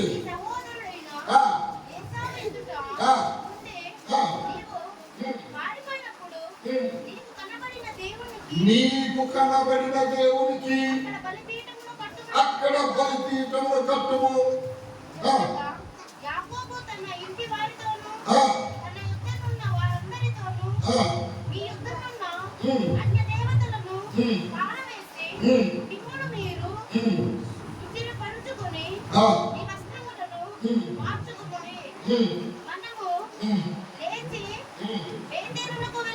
దేవునికి స్తోత్రం. హల్లెలూయా. దేవుడు యాకోబుతో నీవు లేచి బేతేలునకు వెళ్ళి అక్కడ నివసించి నీ సహోదరుడైన ఏశావు ఎదుట నుండి నువ్వు పారిపోయినప్పుడు నీకు కనబడిన దేవునికి అక్కడ బలిపీఠము కట్టమని చెప్పగా యాకోబు తన ఇంటి వారితోనూ తన యొద్దనున్న వారందరితోనూ మీ యొద్దనున్న అన్య దేవతలను పారవేసి మిమ్మును మీరు శుచిపరుచుకొని మీ వస్త్రములను మార్చుకొని మనము లేచి బేతేలునకు వెళ్ళిదము. నా శ్రమ దినమున నాకు ఉత్తరం ఇచ్చిన నేను వెళ్ళిన మార్గమున నాకు తోడైన దేవునికి బలిపీఠము అక్కడ కట్టెదమని చెప్పాను. హల్లెలూయా. ఆ కుటుంబం అంతటా ఏం చెప్తానండి? మీ అంతరున్న అన్య దేవతలన్నింటినీ కూడా చక్కగా తలస్నానం చేయండి, మంచి బట్టలు కట్టుకోండి, మనం దేవుని ఎదుకెళ్ళి బలిపీఠ కట్టుకుని దేవుని ఆరాధన చేద్దాం. ఎందుకంటే ఆ రోజు శ్రమ దినమున కాపాడిన దేవుడు మన అక్కడ బలిపీఠం కట్టమని చెప్తున్నాడు. ఈ శ్రమలో నుంచి మనం తప్పించాలి అంటే ఖచ్చితంగా మనం దేవుని దగ్గరికి వెళ్ళి ఆరాధన చేయాలి అని దేవుడు ఎవరితో చెప్తున్నాడు? కుటుంబంతో చెప్తున్నాడు. దేవుడు యాకోబుతో చెప్తున్నాడు. యాకోబు అదేనండి, అర్థందా? కుటుంబం ఏం చేయాలి? చేయాలంటా ఏం చెప్పు చూద్దాం.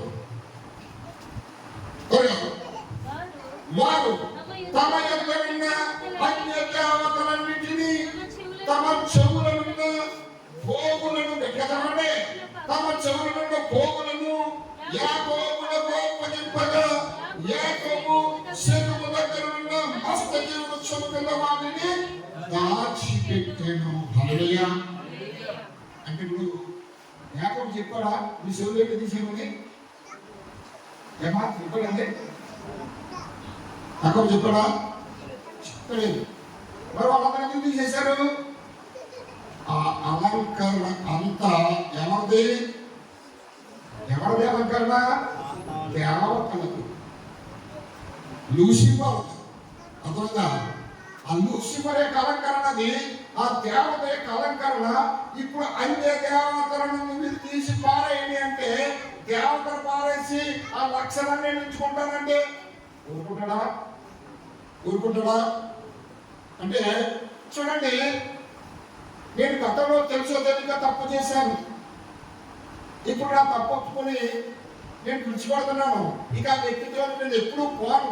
ఇప్పుడు నాకున్న వ్యక్తితోనే నేను ఉంటాను అని ఒక తీర్మానం తీసుకున్నాను. మంచి తీర్మానం తీసుకున్నాను. ఆ వ్యక్తితోనికి పోవు. కానీ ఆ వ్యక్తి నీకు ఇచ్చిన జ్ఞాపకాలు విడిచిపెడుతున్నావా? ఆ వ్యక్తి నీకు విడిచిపెట్టినటువంటి లక్షణాలు, ఇచ్చిన గిఫ్ట్లు, కానుకలు విడిచిపెడుతున్నావా? మూట కట్టి మరి బీరువాలోనో పెట్టులోనో దాచుకుంటున్నావు. ఆ వ్యక్తితో ఉన్నప్పుడు నీకు కొనిచ్చినటువంటి వస్త్రాలు, ఆ స్త్రీతో ఉన్నప్పుడు ఇచ్చినటువంటి ఆ తీపి గుర్తులు, ఆ వ్యక్తి నీ దగ్గర లేడు. కానీ ఇప్పుడు నీ దగ్గర ఉన్నాయి. నీ మనసంతా అతని దగ్గర ఉంది. అతను ఇచ్చినవన్నీ నీ దగ్గర ఉన్నాయి. కానీ నువ్వు ఎవరితో కాపురం చేస్తున్నావు? ఉన్నవాడితో చేస్తున్నావు. ఇప్పుడు మనస్ఫూర్తిగా చేస్తున్నావా? దాన్ని దేవుడు అంగీకరిస్తాడా? అమ్మా, అందుకోసమే యాకోబు చెప్పిన వెంటనే కుటుంబం అర్థం చేసుకుంది. అన్య దేవతను ఎప్పుడైతే తీసేయమన్నాడో ఆ దేవతకు సంబంధించిన అలంకరణ ఏది మన దగ్గర ఉండకూడదని చెప్పి ఎప్పుడైతే వాళ్ళు గ్రహించుకుని తమ యొక్క అలంకరణ అంతా తీసేసి మూట కట్టి అప్పుడు యాకోబు తీస్తే ఆ యాకోబు దాన్ని తీసుకెళ్ళి చేశాడు, మస్తకి వృత్తం మీద దాచిపెట్టాడు. ఇంతవరకు వాళ్ళు ఎలా ఉన్నారు? భయపడి పారిపోతున్నారా లేదా? ఎప్పుడైతే తన మీద నుంచి ఆ అలంకరణ తీసివేసి తన యొక్క ఉన్న విగ్రహాలను, ఆ విగ్రహ పూరితమైన ప్రతి దాన్ని తీసివేసి మూట కట్టి అక్కడ ఎప్పుడైతే దాచిపెట్టేశాడో, దాన్ని ఎప్పుడైతే తొలగించాడో ఇప్పుడు ఎలా మారిపోయిందో కదా చూడండి. వారు ప్రయాణమై చూడండి, వారు ప్రయాణమైపోయినప్పుడు దేవుని భయము వారి చుట్టూ ఉన్న పట్టణముల మీద ఉండేది కనుక వారు యాకోబు కుమారులను తరమలేదు. యాకోబును అతనితో ఉన్న జనులందరూ కానానులో లూజుకు అనగా బేతేలుకు వచ్చింది. హల్లెలూయా. అంతకు ముందే వేరు భయంతో పారిపోతూ తరమడుతున్నారా లేదా? అంతకు తరమడుతున్నారా లేదండి? తరమడుతున్నారు. భయం ఎందుకు? దేవుడికి ఇష్టం లేదు నీ దగ్గర ఉన్నప్పుడు ప్రతి ఒక్కరు నిన్ను తరమడానికి చూస్తాడు. ఆయనకి ఇష్టం లేని పాత్రగా నువ్వు ఉన్నావు. ఎవరు వాడుకుంటాడో ఎవరు వాడుకోండి నిన్ను. కాబట్టి ఇప్పుడు వాళ్ళందరి చేత తరమడుతున్నారు. భయంతో బ్రతుకుతూ ముందుకు వెళ్తా ఉన్నారు. ఎప్పుడైతే ఆ దేవుడు ఆ యాకోబుతో మాట్లాడాడు, ఆ మాటలు బట్టి యాకోబు కుటుంబానికి చెప్పాడు. కుటుంబం అంతా ఏకీభవించి ఆ యొక్క కార్యాన్ని చేశారు. ఇప్పుడు దేవుని యొక్క కృపాశీర్వాదం ఎవరి మీదకి వచ్చింది? ఎవరి మీదకి వచ్చింది? ఆ కుటుంబం అంతా మీదకి వచ్చింది. ఇప్పుడు వాళ్ళ ప్రయాణమై చెప్తూ ఉంటే అరే వీళ్ళు దేవుని ప్రజలు, వీళ్ళు దేవుని యొక్క పిల్లలు, వీళ్ళు మనం ఏమన్నా కూడా దేవుడు చూస్తూ ఊరుకోడు. ఎందుకంటే వాళ్ళ పక్షంగా వాగ్దానం ఇచ్చిన దేవుడు, వాళ్ళని శపిస్తే శపిస్తారన్న దేవుడు, వాళ్ళని దీవిస్తే దీవిస్తారన్న దేవుడు వాళ్ళ పక్షంగా ఉన్నాడు. కాబట్టి వాళ్ళు ఏమన్నా మనకే ప్రమాదం అని చెప్పి ఇప్పుడు దేవుడు భయము ఆ చుట్టూ ఉన్న పట్టణాల మీద పీల్చొచ్చాడు. ఇప్పుడు దేవుని యొక్క ప్రభావము, ఆశీర్వాదము నీ మీద ఉండాలి, నీ కుటుంబం మీద ఉండాలి, నీ సంఘం మీద ఉండాలంటే ఇప్పుడు ఏం కావాలి? ఇప్పుడు ఏం కావాలి? విగ్రహపూరితమైనది ఏది కూడా మీ దగ్గర ఉండకూడదు. అవునా కదా? అప్పుడే కదా ఆశీర్వాదం వచ్చేది, అప్పుడే కదా దీవించబడేది.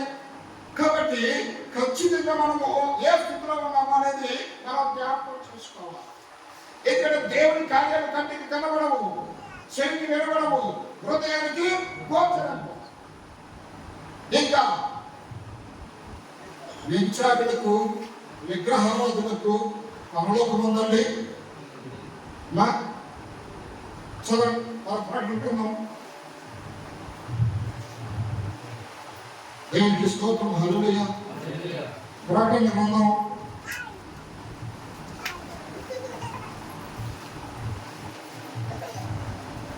22:15 త్వరగా.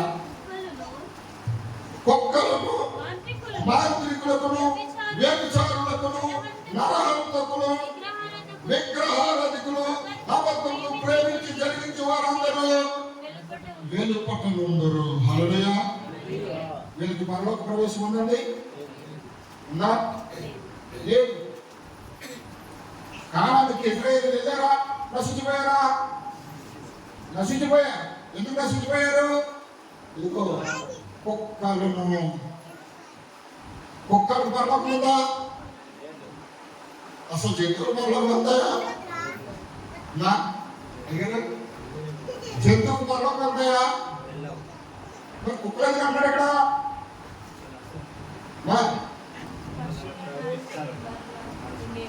కుక్క స్వభావం, కుక్క స్వభావం కలిగిన మనుషులు ఉన్నారు ఇక్కడ. ఆ ఇశ్రాయేలు ఎవరు? కుక్క స్వభావం వచ్చారు. ఏంటి కుక్క స్వభావం? కుక్క స్వభావం ఏంటి?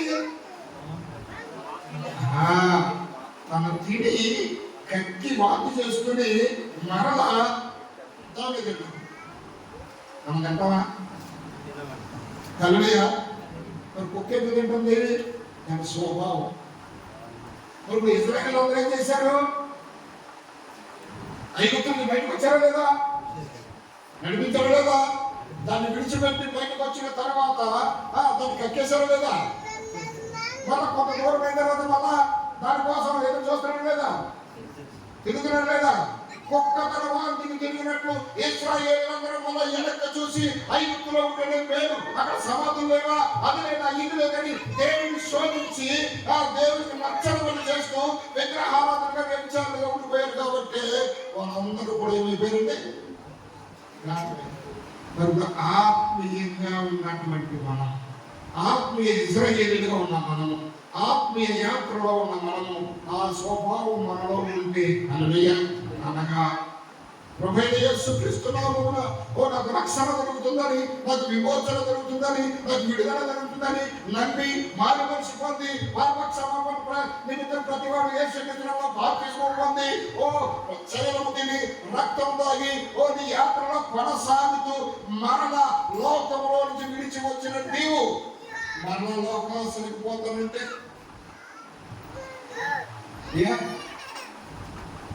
ఒకప్పుడు లోకంలో ఎలా ఉన్నావో ఇప్పుడు అలాగే ఉంటే దేవుడు నిన్ను ఇష్టపడతాడా? చెప్పండి. ఇష్టపడ కదా. అంటే మనం ఏం చూపించాలి? లోకం వేరు, నేను వేరు. అవునా కదండి? లోకం వేరు, లోక స్వభావం వేరు. నేను వేరు, నా దైవం వేరు, నా దైవ స్వభావం వేరు. కాబట్టి నేను నా దేవుడిని ధరించుకోవాలి. కాబట్టి ఆ స్వరూపంలో ఆ రూపంలోనే ఉండాలి. అంతేనా కదా? మరి జీవగల దేవుడు నాకు రక్షణిస్తాడు, విమోచనిస్తాడు, నన్ను వెంబడిస్తూనే లోపల ఆలోచించుకుని అవన్నీ నీ దగ్గర పెట్టుకుంటే దేవుడిని నిన్ను ఇష్టపడతాడా? చెప్పడమ్మా. సరే, ఇష్టపడతాడా నేను పక్కన పెట్టండి. పరలోకం ఉందా? మరి పరలోకం లేనప్పుడు మధ్యలో మనం రాలిపోయినట్టేనా? అయ్యా, రాలిపోవడానికి కదా ఇంత కష్టపడి వచ్చి కూర్చోండి. రాలిపోవడానికి కదా గొంతుపోయింది ఇక్కడ అనిసేది. మరి దేనికోసం? మనల్ని మనము సరి చేసుకోవాలి. దుష్టాంతంగా ఈ హెచ్చరికలన్నీ మనకి ఎందుకు వచ్చాడు? మార్పు చెందడం కోసమే కదా. సత్యం ఏంటో అసత్యం ఏంటో మనం తెలుసుకోవాలి. ఆ సత్యాన్ని మనము చేర తీసుకుని ప్రేమించాలి. ఆ అసత్యమును మనము దూరంగా పడేయాలి. అంటే ఇప్పుడు మనం ఉంటున్నది ఏమనకూడదు? చెప్పడమా? హల్లెలూయా. ఎవరు ఏమనుకున్నా పర్వాలేదు, వాక్యం అదే కదా. వాక్యాన్ని ప్రేమించేవాడు లోకాన్ని ఏం చేస్తాడు? ద్వేషిస్తాడు. లోకాన్ని ద్వేషిస్తే లోకపు లక్షణాన్ని లోపల ఉండకూడదు. కాబట్టి రాత్రికాల సమయంలో నిర్ణయం మీదే ఆలోచించుకోండి. మీరు ఇప్పుడు ఆత్మీయంగా ఉన్నారా? యాత్రలో ఉన్నారు? ఏ స్టేజ్లో ఉన్నారో ఒకసారి మనం చూసుకోవాలి. ఇక్కడ క్లియర్గా చెప్తున్నాడు. కుక్కలకుడు, మాంత్రికుడు, వ్యభిచారుడు, నరహంతకుడు, కలహం, చూడండి ఎవరండి? నరహంతకుడు, విగ్రహారాధికులు, అబద్ధికులు, అబద్ధమును ప్రేమించి జరిగించి ప్రతి వాడు కనపడి ఉంటారు. హల్లెలూయా. కాబట్టి ఇప్పుడు దేవుడికి నచ్చనిది ఏంటంటే? దేవుడికి నచ్చనిది ఏంటంటే విగ్రహారాధన. అంతే కదా? ఆలోచించండి. మళ్ళా నిర్మాణం 20 సార్, నిర్మాణం 25 చేయండి.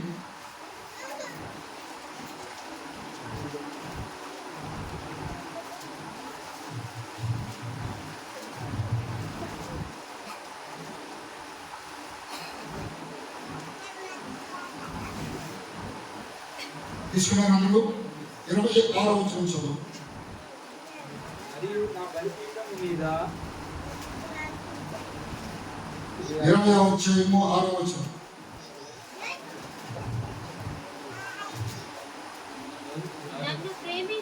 నన్ను ప్రేమించి నా ఆజ్ఞలను కైకొను వారిని 1000 తరముల వరకు కరుణించేవాడనై ఉన్న. హల్లెలూయా. దాని పైన 5 కూడా చదవండి. ఇంకా మీకు అర్థం కోసం తల్లి 3వ వచనం నుంచి ఫాస్ట్ గా చదవగలరు. నేను తప్ప వేరొక దేవుడిని కొనకూడదు. పైన ఆకాశం ఉందే కానీ, కింద భూమి ఉందే కానీ, భూమి కింద నీళ్ళ ఉందే కానీ, దేని రూపములైనను విగ్రహములైనను నీవు చేసుకోకూడదు. వాటిని సాగిలకూడదు, వాటిని పూజింపకూడదు. ఎలాగనగా నీ దేవుడైన యెహోవాను నేను రోషము గల దేవుడను. నన్ను ద్వేషించు వారి విషయములో 3-4 తరముల వరకు తండ్రుల దోషమును కుమారుల మీద తలపించుచు నన్ను ప్రేమించి నా ఆజ్ఞలను గైకొని వారిని 1000 తరముల వరకు కరుణించువాడనై ఉన్నాను. హల్లెలూయా. ఇక్కడ 2 విషయాలు. హల్లెలూయా. అందరూ దేవుని చెప్తాం. హల్లెలూయా. 2 విషయాలు. 1 ద్వేషించడం, 2 ప్రేమించడం. ద్వేషించడం అంటే ఏంటి? ప్రేమించడం అంటే ఏంటి? షార్ట్ కట్ సింపుల్గా అర్థం చెప్పండి. ద్వేషించడం అంటే అర్థం ఏంటి? ప్రేమించడం అంటే అర్థం ఏంటి?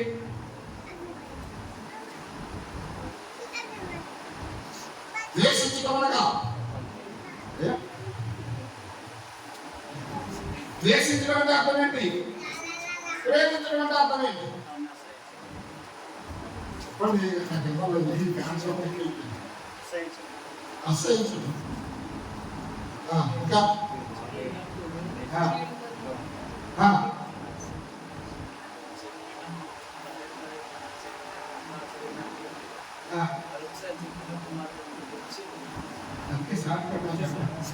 ద్వేషించడం అనగా మాట వినకపోవడం. ప్రేమించడం అనగా మాట వినడం. ఏమి లేదు. ఎవరా నువ్వు కాడగా ఒక వ్యక్తిని ప్రేమించు. ఆ వ్యక్తి కోసం ఆ వ్యక్తి ఏది చెప్తే చేస్తావో చేయమా. ఎలా చేస్తాను చేయడం అంటే అర్థం ఏంటి? మాట వినడం. వినకపోతే ఆ వ్యక్తిని ఇష్టపడలేదు, ద్వేషించు. అంతే కదా? ఏం చెప్తున్నాడు? క్లియర్ గా చెప్తా ఉన్నాడు. ఎవరైతే నన్ను ద్వేషిస్తారో అనగా నేను ఈ పైన చెప్పిన ఆజ్ఞల ప్రకారం ఎవరైతే వినరో వాళ్ళందరూ నన్ను ద్వేషిస్తా ఉన్నా. అంతే కదండి? అంతే కదా? వాళ్ళు నన్ను ద్వేషిస్తున్నారు కాబట్టి వారికి 3-4 తరముల వరకు తండ్రుల దోషము కుమారుల మీద రప్పించు. హల్లెలూయా. తాత ముత్తాతలు చేసిన పాపం అసలు రూపం కూడా లేదు. ఎందుకు సరే 3-4 తరాలు లేదండి. మీదో తరం, మీ నాన్నదో తరం, మీ తరంతో తరం అంతేనా? మీ ముత్తాతతో తరం నాకు కూడా ఉంది కదా. మీ ముత్తాత చేసిన తప్పు నువ్వు అనుభవించాలి. ఎందుకు? మీ ముత్తాత దేవుడు చెప్పిన మాటకు లోపడలేదు కాబట్టి ఆ దోషం తరాల వెంబడి వస్తా ఉంది. ఇప్పుడు నన్ను ప్రేమించి వారి విషయంలో హల్లెలూయా 1000 తరముల వరకు కరుణించి వాడనై ఉన్నాను. హల్లెలూయా. ఎప్పుడైతే నువ్వు దేవుడిని ప్రేమించి దేవుడు ఏదైతే వద్దని చెప్పాడో దాన్ని విడిచిపెట్టి దాన్ని దూరం చేసుకుని ఆయన ఆజ్ఞకు లోబడితే అక్కడ వరకు వచ్చిన దోషము అక్కడతో ఆగిపోతుంది. ఆ తర్వాత మీ తర్వాత వచ్చే సంతతి 1000 తరముల వరకు కరుణించబడయబడైన. ఏది కావాలా మనకి? 1000 తరముల ఆశీర్వాదం కావాలా? 3-4 తరాల శాపం కావాలా? ఎట్లా చెప్తారు? ఏది కావాలి మనకి? ఆశీర్వాదం కావాలా? శాపం కావాలా? ఆశీర్వాదం కావాలంటే ఏం చేయాలి? ఆయన చెప్పింది చేయాలి. ఎవరు చెప్పాడా? ఇంత బరువుకి వచ్చి నెత్తికి పోయమని చెప్తున్నాడండి. చెప్తా ఆయన నచ్చినట్టు నడమంటున్నాడు. మనం ఏం చేస్తా ఉన్నాము? మన బుద్ధికి తోచినట్లు మనం నడుస్తున్నాయి. లోకాన్ని వెంబడిస్తున్నాం. మనం లోకాన్ని వెంబడిస్తా ఉన్నాం. కాబట్టి రాత్రికాల సమయంలో దేవుడు మనతో హెచ్చరిస్తా ఉన్నాడు. దుష్టాంతాన్ని చూపిస్తా ఉన్నాడు. ఆ రోజు దేవుడికి వ్యతిరేకంగా ఆ మోహపు చూపుకి వెళ్ళిపోయి అదుందా ఆ మోహపు చూపుకి వెళ్ళిపోయి ఆ విగ్రహాలను బలార్పించి దాన్ని తిని ఈరోజు హిందూ వివాహాల కారణం వెళ్తున్నారు. హిందూ ఫంక్షన్స్ ఎవరైనా వెళ్తున్నారా? క్రైస్తవులుగా ఉన్న మీరు హిందూ భోజనానికి వెళ్తే మీరు ఏం చేసినట్టు? మీరు వెళ్ళొచ్చు, తప్పు. మీ ప్రేమ వ్యక్తపరిచి వచ్చి కానీ వ్యక్తిని ప్రేమించి వ్యక్తి యొక్క సిద్ధాంతాన్ని ప్రేమించి అదొందండి. వ్యక్తిని ప్రేమించి వ్యక్తి సిద్ధాంతంతో నాకు పని లేదు. ఆ సిద్ధాంతం వేరు. ఆ వ్యక్తి నాకు కావాలి. ఆ వ్యక్తిని అందరినీ దేవుడు ప్రేమించమన్నాడు. ఆ వ్యక్తిని నేను ప్రేమిస్తున్నాను. ఆ ప్రేమను బట్టి నేను అందరూ బ్రదర్ నువ్వు పిలిచావు నేను వచ్చాను ఆపరేషన్ చెప్తావు జస్ట్ కనపడతా వచ్చేస్తావు అంతవరకే. కానీ ఆ సిద్ధాంతంలో ఏ వ్యక్తి అయినా విశ్వాస జీవితంలో నువ్వు ప్రార్థన చేయకుండా ప్రభు కల్పించకుండా ఏమైనా తింటావా? అయ్యా దేవుడికి ప్రార్థన చేయకుండా దేవుడికి అర్పణం చేయకుండా ఏమైనా తింటావా? నువ్వు చేయకుండా వాళ్ళని చేస్తావా? వాళ్ళు కూడా ఆ కార్యక్రమం నిమిత్తం మొట్టమొదటిగా దేవునికి అర్పించి దాన్ని బలిగా చేసి అన్ని కూడా సిద్ధపరుస్తారు. మరి మన మందికి వెళ్ళి అందులో పాల్గొంటున్న కొద్ది ఆ ఆహారాన్ని భుజిస్తే మన పరిస్థితి ఏంటి? మన పరిస్థితి మెచ్చిపక్షం, గృహప్రవేశం, వివాహం ఇవన్నీ వాళ్ళ దైవానికి అర్పించుకుంటే వాళ్ళు చేస్తారా? వంట చేసేవాళ్ళు కూడా చేయరు. అక్కడ ముగ్గేసి దండం పెట్టి అసలు వాటిలో ముగ్గు ఎందుకు వస్తుంది తెలుసా? వాటిలో కూడా ముగ్గు వేయకూడదు. ముగ్గు కూడా అన్ని దేవత యొక్క క్రైస్తవ వాటిలో ముగ్గు కూడా పెట్టడానికి లేదు. ఇవన్నీ ఏంటి? వ్యతిరేకం. ఎవరికి? దేవుడికి. నీకు తెలుసా? తెలుసు. తెలుసా? తెలియదు. తెలియనప్పుడు తప్పు చేసావు. తెలిసిన తర్వాత మార్పు చెందవద్దా? మార్పు చెందవద్దా? అందుకోసమే కదా పుస్తకం చరిత్ర. ఈయన ఎలా ఉన్నాడు ఇప్పుడు? కానీ తాదాలు తెలుసా? చరిత్ర చెప్తారు అనండి. ఈ ప్రాంత లక్షణాలు అప్పుడప్పుడు చూపిస్తాడు. ఈయన పెద్దలు చెప్తారు, అందరి గురించి చెప్తారు. ఎందుకంటే కాదు అంటే ఏం చెప్తున్నారు వాళ్ళు? చరిత్ర చెప్తున్నారు. దేవుడు కూడా అదే చెప్తున్నాడు. మన తాతల చరిత్రను చూపించి ఆ రోజు వాళ్ళు చెప్పిన మాట వినలేదు కాబట్టి మధ్యలో రాలిపోయారు. అది మీకు చరిత్రగా ఎందుకు వచ్చారంటే మీరు కూడా జాగ్రత్తగా ఉండండి, లేకపోతే మీరు కూడా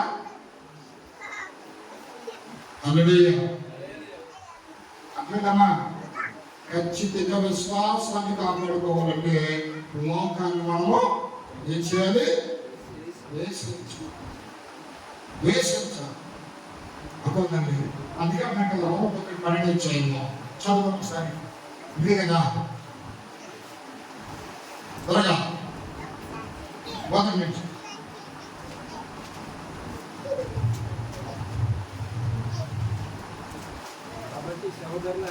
కాబట్టి సహోదరులారా, దేవునికి అనుకూలమునైన సజీవ యాగముగా ఈ శరీరములను ఆయనకు సమర్పించుకొనుడని. దేవునికి స్తోత్రం. హల్లెలూయా, హల్లెలూయా. తీసుకున్నారు. కాబట్టి సహోదరులారా, పరిశుద్ధమును దేవునికి అనుకూలమునైన సజీవ యాగముగా మీ శరీరములను ఆయనకు సమర్పించుకొనుడని దేవుని వాత్సల్యమును బట్టి మిమ్మును బ్రతిమాలుకొనుచున్నాను. ఇట్టి సేవ మీకు యుక్తమైనది.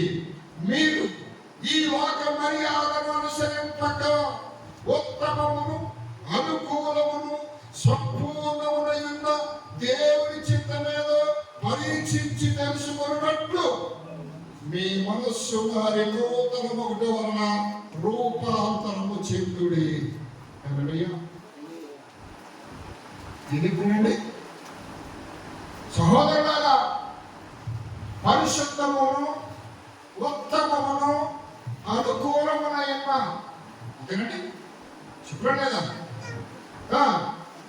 ఏం చెప్పాడు? సజీవయాగముగా మీ శరీరములను సమర్పించుకునుడని. సజీవయాగము. హల్లెలూయా. అంటే అర్థం ఏంటంటే సజీవముగా బ్రతికుండగా, యాగమనగా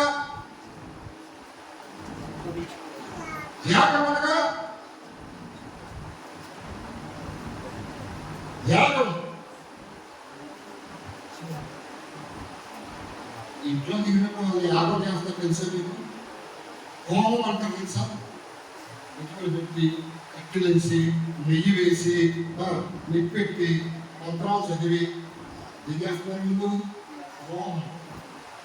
హోమం అంటే ఏం చేస్తున్నారు? ఆ ఇంట్లో ఉన్న ప్రతి దాన్ని కాల్చిపోతున్నారు. సజీవ యాగముగా అనగా నువ్వు బ్రతికుండగానే నీ శరీర ఆశలు కోరికలు అన్నిటిని ఏం చేయాలో కాల్చివేయాలి. అంటే నేను దుఃఖిస్తాను కాదు. అదమ్మా సజీవ యాగముగా సమర్పించుకోవడానికి చూడండి ఎంత కఠినంగా ఉంది. సమర్పించుకోవాలని దేవుడు వాత్సల్యమును బట్టి మిమ్మల్ని బ్రతిమాలుకొనుచున్నారు. ఇంటి సేవ మీకు యుక్తమైనది. హల్లెలూయా. అసలు మాట చెప్పాడు.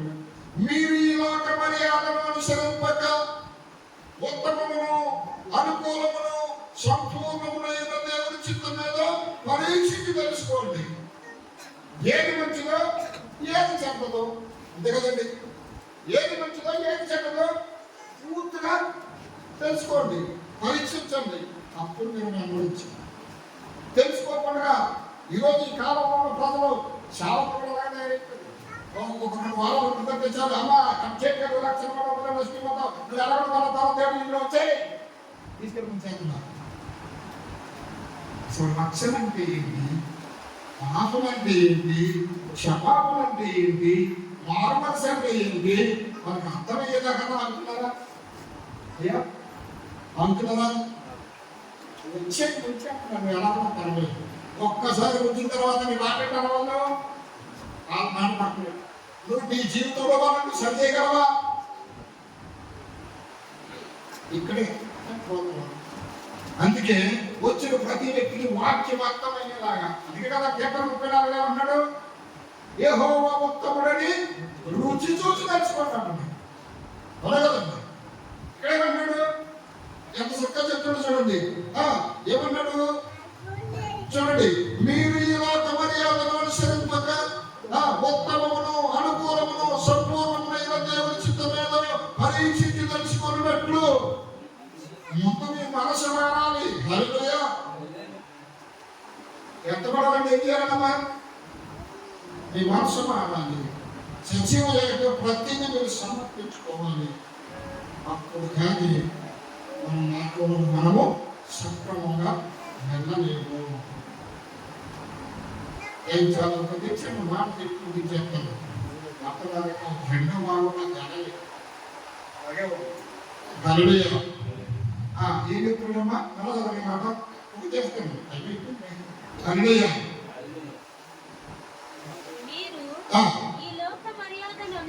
మీరు ఈ లోక మర్యాదను అనుసరింపక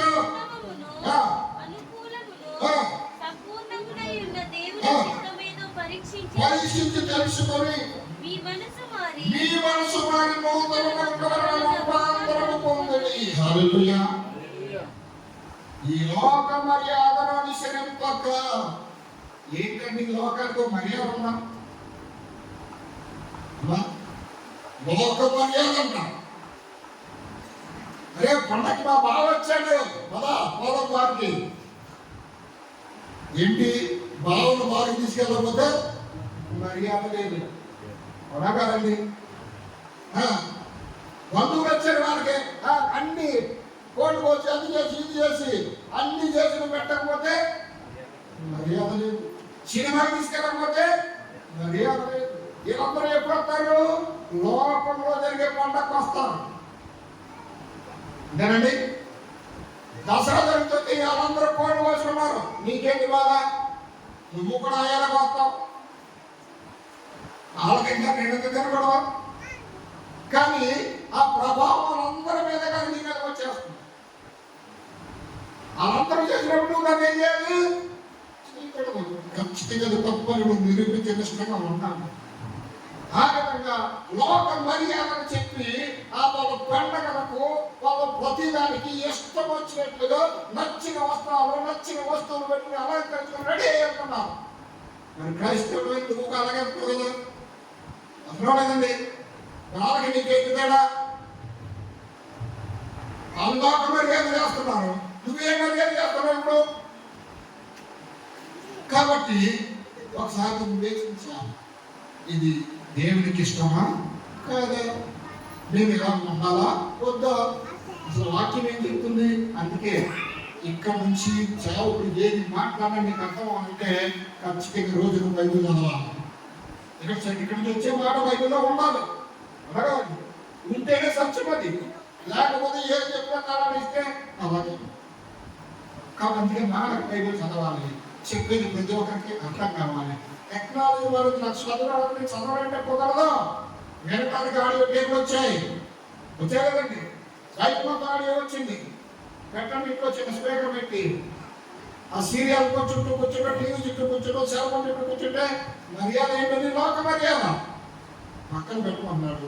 అయితే ఉత్తమము అనుకూలము దేవుని చిత్తము ఏంటో తెలుసుకుని పరీక్షించి ఇంకేది గట్టిగా అప్పుడు నీ మనసు అంతా తెలుసుకున్న తర్వాత అప్పుడు నువ్వు రూపాంతరం జరిగిన మాటలు చెప్పి ముగిస్తాను. కొడితే మీరు దేవుడు చెప్పినట్టు చూడతారు. హల్లెలూయా. కాలంలో కప్పలారని చూశారు. కప్పలు ఎంతమంది చూశారండి? అందరూ చూసారా? కప్ప పిల్లలు ఎంతమంది చూశారు? కప్పలు చూడటం కాదండి, కప్ప పిల్లలు ఎంతమంది చూశారు? ఎలా ఉంటాయి?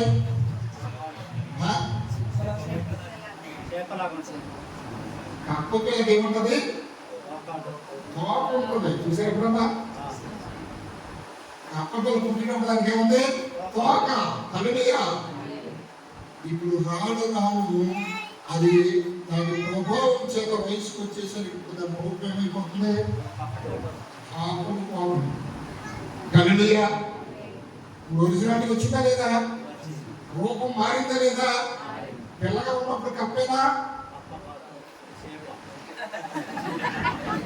కప్పే కప్పుకొనుకుంటుంటే సేపడుతుంది. అయ్యా కప్పు కట్టుకుంటే కప్పే కదండి. అనే కదా. కప్పే, పిల్లగా ఉన్నప్పుడు తోకమ్మతో కప్పే. కొంచెం ఎదిగింది, తన రూపం మారింది, ఇప్పుడు కప్పే. రూపం మారిందా లేదా? మన రూపం కూడా మారాలి. బాగా చూడండి. అసలు నేను ఆలస్యం చెప్పాలని దేవుడు నన్ను ఇక్కడ మార్చేసేది. అసలు జన్మరహస్యం చెప్పాలని లేదు. Excellent message. కానీ దేవుడు మీకు ఎవరికి అవసరం కాబట్టి గంటలు తీసుకొచ్చాడు. అర్థండి. సంఘం మన శరీరాన్ని మార్చుకోవాలి, తన రూపాన్ని మార్చుకోవాలి, తన యొక్క స్థితిగతులు మార్చుకోవాలి, విశ్వాసాన్ని మార్చుకోవాలి. అప్పుడే మన యాత్రలో ముందుకంటున్నాం. అందుకని ఇక్కడ తీసుకొచ్చాను. హల్లెలూయా. అయితే పిల్లరా, తల్లి నుంచి వేరు చేయబడినప్పుడు మన రూపం ఎలా ఉంటుంది?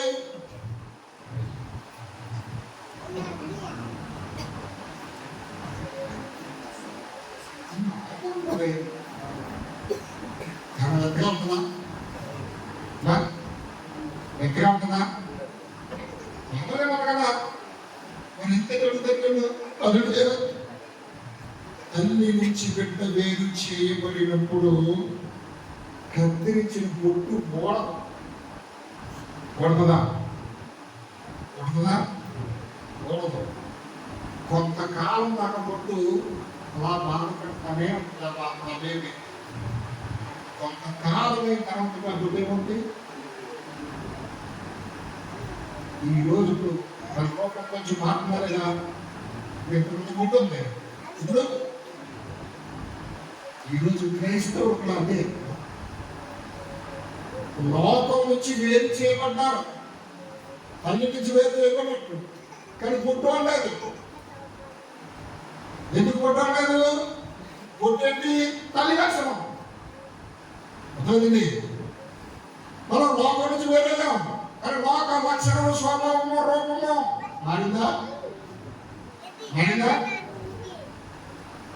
అంటే రూపం మారాలని కోరుకుంటున్నట్లేదు. ఇక్కడ ఏం మారింది?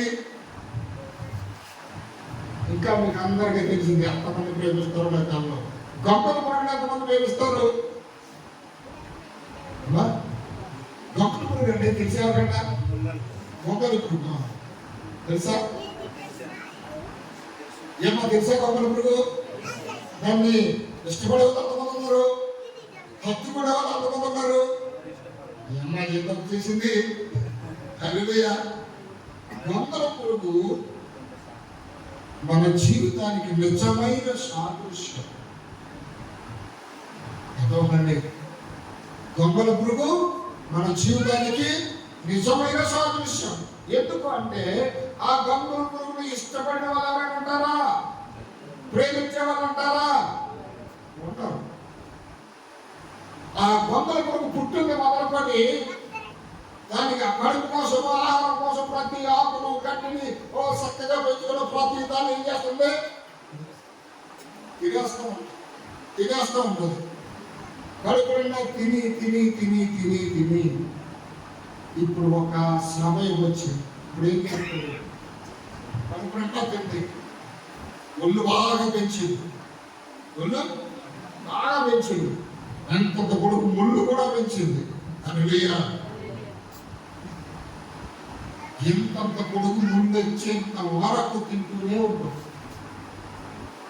కొంత కొడుకు ముందు వచ్చే వరకు తింటూనే ఉంటుంది.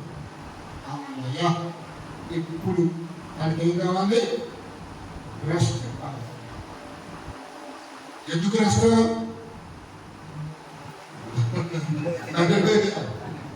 ఇప్పుడు వెతుక్కుంటూ ఉంటుంది. ప్రతి ఇంట్లోనికి, ప్రతి మూలకు ఎక్కడ నాకు అనుకూలంగా ఉంటుంది, ఎవరికంటా పడకుండా ఎక్కడ చూడుకుంటుంది, ప్రశాంతంగా ఉంటాను అని వెతుక్కుంటూ మూల వెళ్తాము. ఎవరల్లా అర్థం లేదా?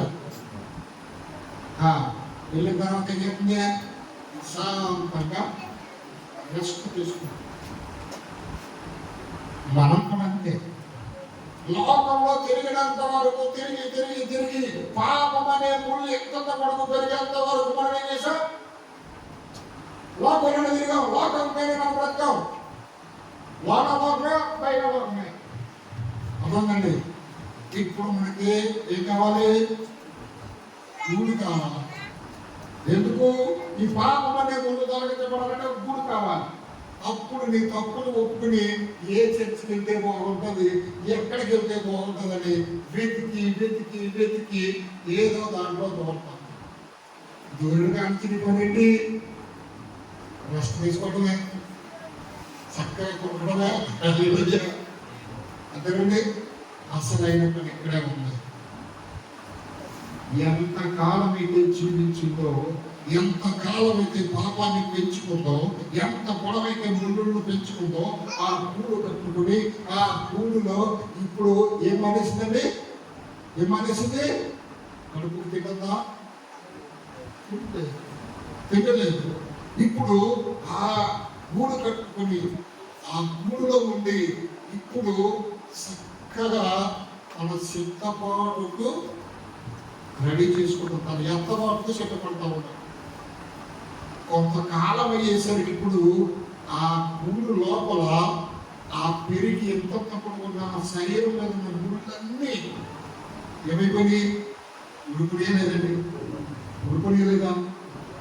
ఇప్పుడు లోపల ఉన్న జీవం, అర్థంగా లోపల ఉన్న జీవం తన రూపాన్ని మార్చుకుని చికాకోక చిలుకల ఒక అందమైన చిలుకల మార్చుకుని ఇప్పుడు ఆ గూడు పెగలించుకొని బయటికి వచ్చి అది ఎగురుతూ ఉంటే అందుకోవాలనిపించుకోలేదా? ఇష్టపడాలనిపించుకోలేదా? ఏమా చికాకోక చిలుకని చూసి ఇష్టపడే వాళ్ళు అనుకుంటున్నారు అంటారు. అసలు అది ఎగురుతూ ఉంటే అబ్బా ఆనందంతో కలుగుతుంది. మనం కూడా సన్నిధికి వచ్చిన తర్వాత ఇప్పుడు మనకి ఏం మారాలి? మన జీవితంలో తన రూపం మారితే లేదండి, రూపాంతరం చెందుతా లేదా? మనం కూడా రూపాంతరం చెందాలి. రక్తపాటు సమయంలో మనము నిజాలి. ఆ గడపూర స్వరం వినబడగానే రక్తపాటు మార్పు చెందాలి అంటే ముందే కావాలి మనకి సిద్ధపడి కావాలవుతా. రూపం మార్చబడాలంటే ఇదవుతుంది, సిద్ధపడి కావాలంట. సిద్ధపడలేకపోతాం. కాబట్టి మన శరీరం మీద, మన జీవితం మీద ఉన్న పాపపు ముళ్ళను, పాపపు నరకను ఇప్పుడు మనము విడిపించుకుని రూపాంతరం చెందే సమయంలో ఉన్నాము. అర్థమండి? ఆ గంగుల పురుగులు సీతాకోక చిలుకగా మార్చబడినప్పుడు అందరూ ఎంత సంతోషిస్తారో. నీ జీవితం మార్చబడితే, నీ పాపమును విడిపించబడి ఒక దైవికమైన రూపంలోకి నువ్వు మార్చబడి నువ్వు రోడ్లలో తిరుగుతా ఉంటే నిన్ను చూసి సంతోషించే వాళ్ళు ఎంతమంది ఉన్నారు తెలుసు? ఇక్కడ సంతోషించే వాళ్ళు ఎంతమంది ఉన్నారు తెలుసా? మనకంటే ముందు నిద్రించిన మన పితరులు అందరూ ఎందుకంటే వాళ్ళు విడుదలన్నా విమోచనదా మనం విలువ వాళ్ళు ఎక్కడ ఉన్నారు? వెయిటింగ్లో ఉన్నారు లేదా? నువ్వు ఎప్పుడు మారుతావు, నువ్వు ఎప్పుడు మాట్లాడడానికి వస్తావు, నువ్వు ఎప్పుడు మా దగ్గరికి వస్తావు అని ఆ పరిశుద్ధులందరూ మన చుట్టూనే తిరుగుతున్నారు. మీకు తెలియని వాళ్ళు ఆ పరిశుద్ధులు వాళ్ళు ఎంతో మంది ఎక్కడ ఉన్నారు. ఇప్పుడు ఎన్నో ఆత్మలు ఉన్నాయి. ఇక్కడ మీకంటే ఎక్కువ ఆత్మలు ఉన్నాయి. అవి కూడా వాక్యం మీకు రంగులు వేస్తా ఉన్నాయి. మన జీవితం మార్చుకోబడాలి. అర్థండి? కాబట్టి ఆ గొంతుల పురుగు తన జీవితాన్ని ఏ విధంగా మార్చుకుని అందరి చేత ఆకర్షించబడే విధంగా, అందరూ ప్రేమించే విధంగా ఉందో. ఒకప్పుడు అందరూ ద్వేషించారు, ఒకప్పుడు అందరూ అసహించుకున్నారు. కానీ అదే జీవిని ఈ రోజు హత్తుకుంటున్నారు అందరూ. మనం కూడా లోకంలో ఉన్నప్పుడు మనం కూడా ఏం చేయాలి? లోక మర్యాదలను అనుసరించకుండా ఉత్తమములు, అనుకూలములు, దేవుని చిత్తమై ఉన్న అది ఏంటో ముందు ఏం చేయాలి? పరీక్షించి తెలుసుకుని నువ్వేం చేయాలంటే నీ రూపం మార్చబడాలి. ఒక కొత్త వ్యక్తిగా కనబడాలి. ఒక కొత్త వ్యక్తిగా నువ్వు కనబడాలంటే ఏం కావాలి? నీ వస్త్రధారణ మారాలి, నీ అలంకరణ మారాలి, నీ తోటల ప్రవర్తన ఎప్పుడైతే వాక్య క్రమంలోకి వచ్చిందో. సంతోషిస్తారో సంతోషించరా? ఏమన్నా దేవుడు కోరుకునేది అదే ఇంకేమన్నా? అప్పుడు మీరు విగ్రహాలకు దూరం అవుతారా, దగ్గర ఉంటారా? ఈ విచారానికి దూరం ఉంటారా, దగ్గరగా ఉంటారా? ఒక స్త్రీని ఒక చెప్పుతో చూసిన వారికి క్షణమే ఏ విచారం చేసిన వాడు ఇప్పుడు మీరు చూసి ఊహించేవాళ్ళు ఎవరైనా ఉంటారా? ఉంటారా? ఉంటారు. మరి ఇప్పుడు ఖచ్చితంగా ఉంటారు. కాబట్టి మనం రూపాంతరం చెందాలి అంటే లోకాన్ని మనము ఏం చేయాలి? చేయించాలి. లోకాసనం చేయించాలి. అందుకే పరిశుద్ధులుగా మనం ఉండాలి. మనం పరిశుద్ధులు లోకస్తులం కాదు. పరిశుద్ధులుగా మనం ఉండాలి. దేవుడు ఆశించిన విధానంలో క్రమంలో మనం ముందుకు వెళ్ళాలి. ఆ పరిశుద్ధమైన రూపంలోనికి మనం వచ్చినప్పుడు అప్పుడు దేవుని యొక్క ఆత్మ అభిషేకం మన మీదకి వస్తుంటే మన ద్వారా అనేక కుటుంబాలు కట్టబడతాయి, అనేక మంది దీవించబడతారు. అర్థమవుతుంది? కాబట్టి ఇప్పుడు మనము విగ్రహారాధికులుగా ఉండకూడదు, వ్యభిచారులుగా ఉండకూడదు. ఆ రెండింటి నుంచి తప్పించుకుని మనం ఎలా ఉండాలంటే పరిశుద్ధులుగా ఉండాలి. పరిశుద్ధులుగా ఉండాలి, పవిత్రంగా ఉండాలి, నిర్మలమైన మనస్సాక్షి కలిగి మనం ఉండాలి. అప్పుడే మన ఆత్మను మనము రక్షించుకున్న వారు. అలా లేకపోతే శరీర సంబంధమైన ఇశ్రాయేలీయులను అరణ్యంలో సంహరించినట్లే మనకు కూడా సంహరించు. అందుకే దీపస్తంభం నుంచి దీపాన్ని తీసేస్తారు. కాబట్టి మనం ఏ స్థితిలో ఉన్నామో ఆలోచించుకుంటాం. దేవుని సంతోషపరిచే వాళ్ళగా ఉన్నామా? ఆశీర్వాదం పొందుకునే వాళ్ళగా ఉన్నామా? దేవుని చిత్రం నెరవేర్చే వాళ్ళగా ఉన్నామా? ఉన్నది కోల్పోయే వాళ్ళగా ఉన్నామా? మనకు మనమే పరీక్షించుకుంటాం. పిల్లరా, ప్రార్థన చేసుకుంటాం. కొద్ది నిమిషాలు ఎవరికైనా వ్యక్తిగతంగా మన జీవితాన్ని పరీక్షించుకుంటూ ప్రార్థన చేసుకుంటాం. కలుపుకున్నట్లయితే లోక సంబంధిగా ఉన్నావా, ఆత్మ సంబంధిగా ఉన్నావా, ఏ విధంగా నీ జీవితం కొనసాగుతుంది, నువ్వేం మార్చుకోవాలనుకుంటున్నావు, ఏం నేర్చుకోవాలనుకుంటున్నావు, నీ రూపాన్ని ఎలా మార్చుకోవాలనుకుంటున్నావు, అనేక విషయాలు దేవుడు మనం చూపించాలి. కాబట్టి ప్రతి ఒక్కరూ వ్యక్తమైన వాక్యాన్ని మనం చేసుకుంటూ కొద్ది నిమిషాలు ప్రాంతంలో దేవుడితో మనము సంధితో ముందుకు వెళుతాం. ప్రార్థన చేసుకుని ఎవరు ఉండదు. ఇది ప్రార్థన చేసుకునే సమయం.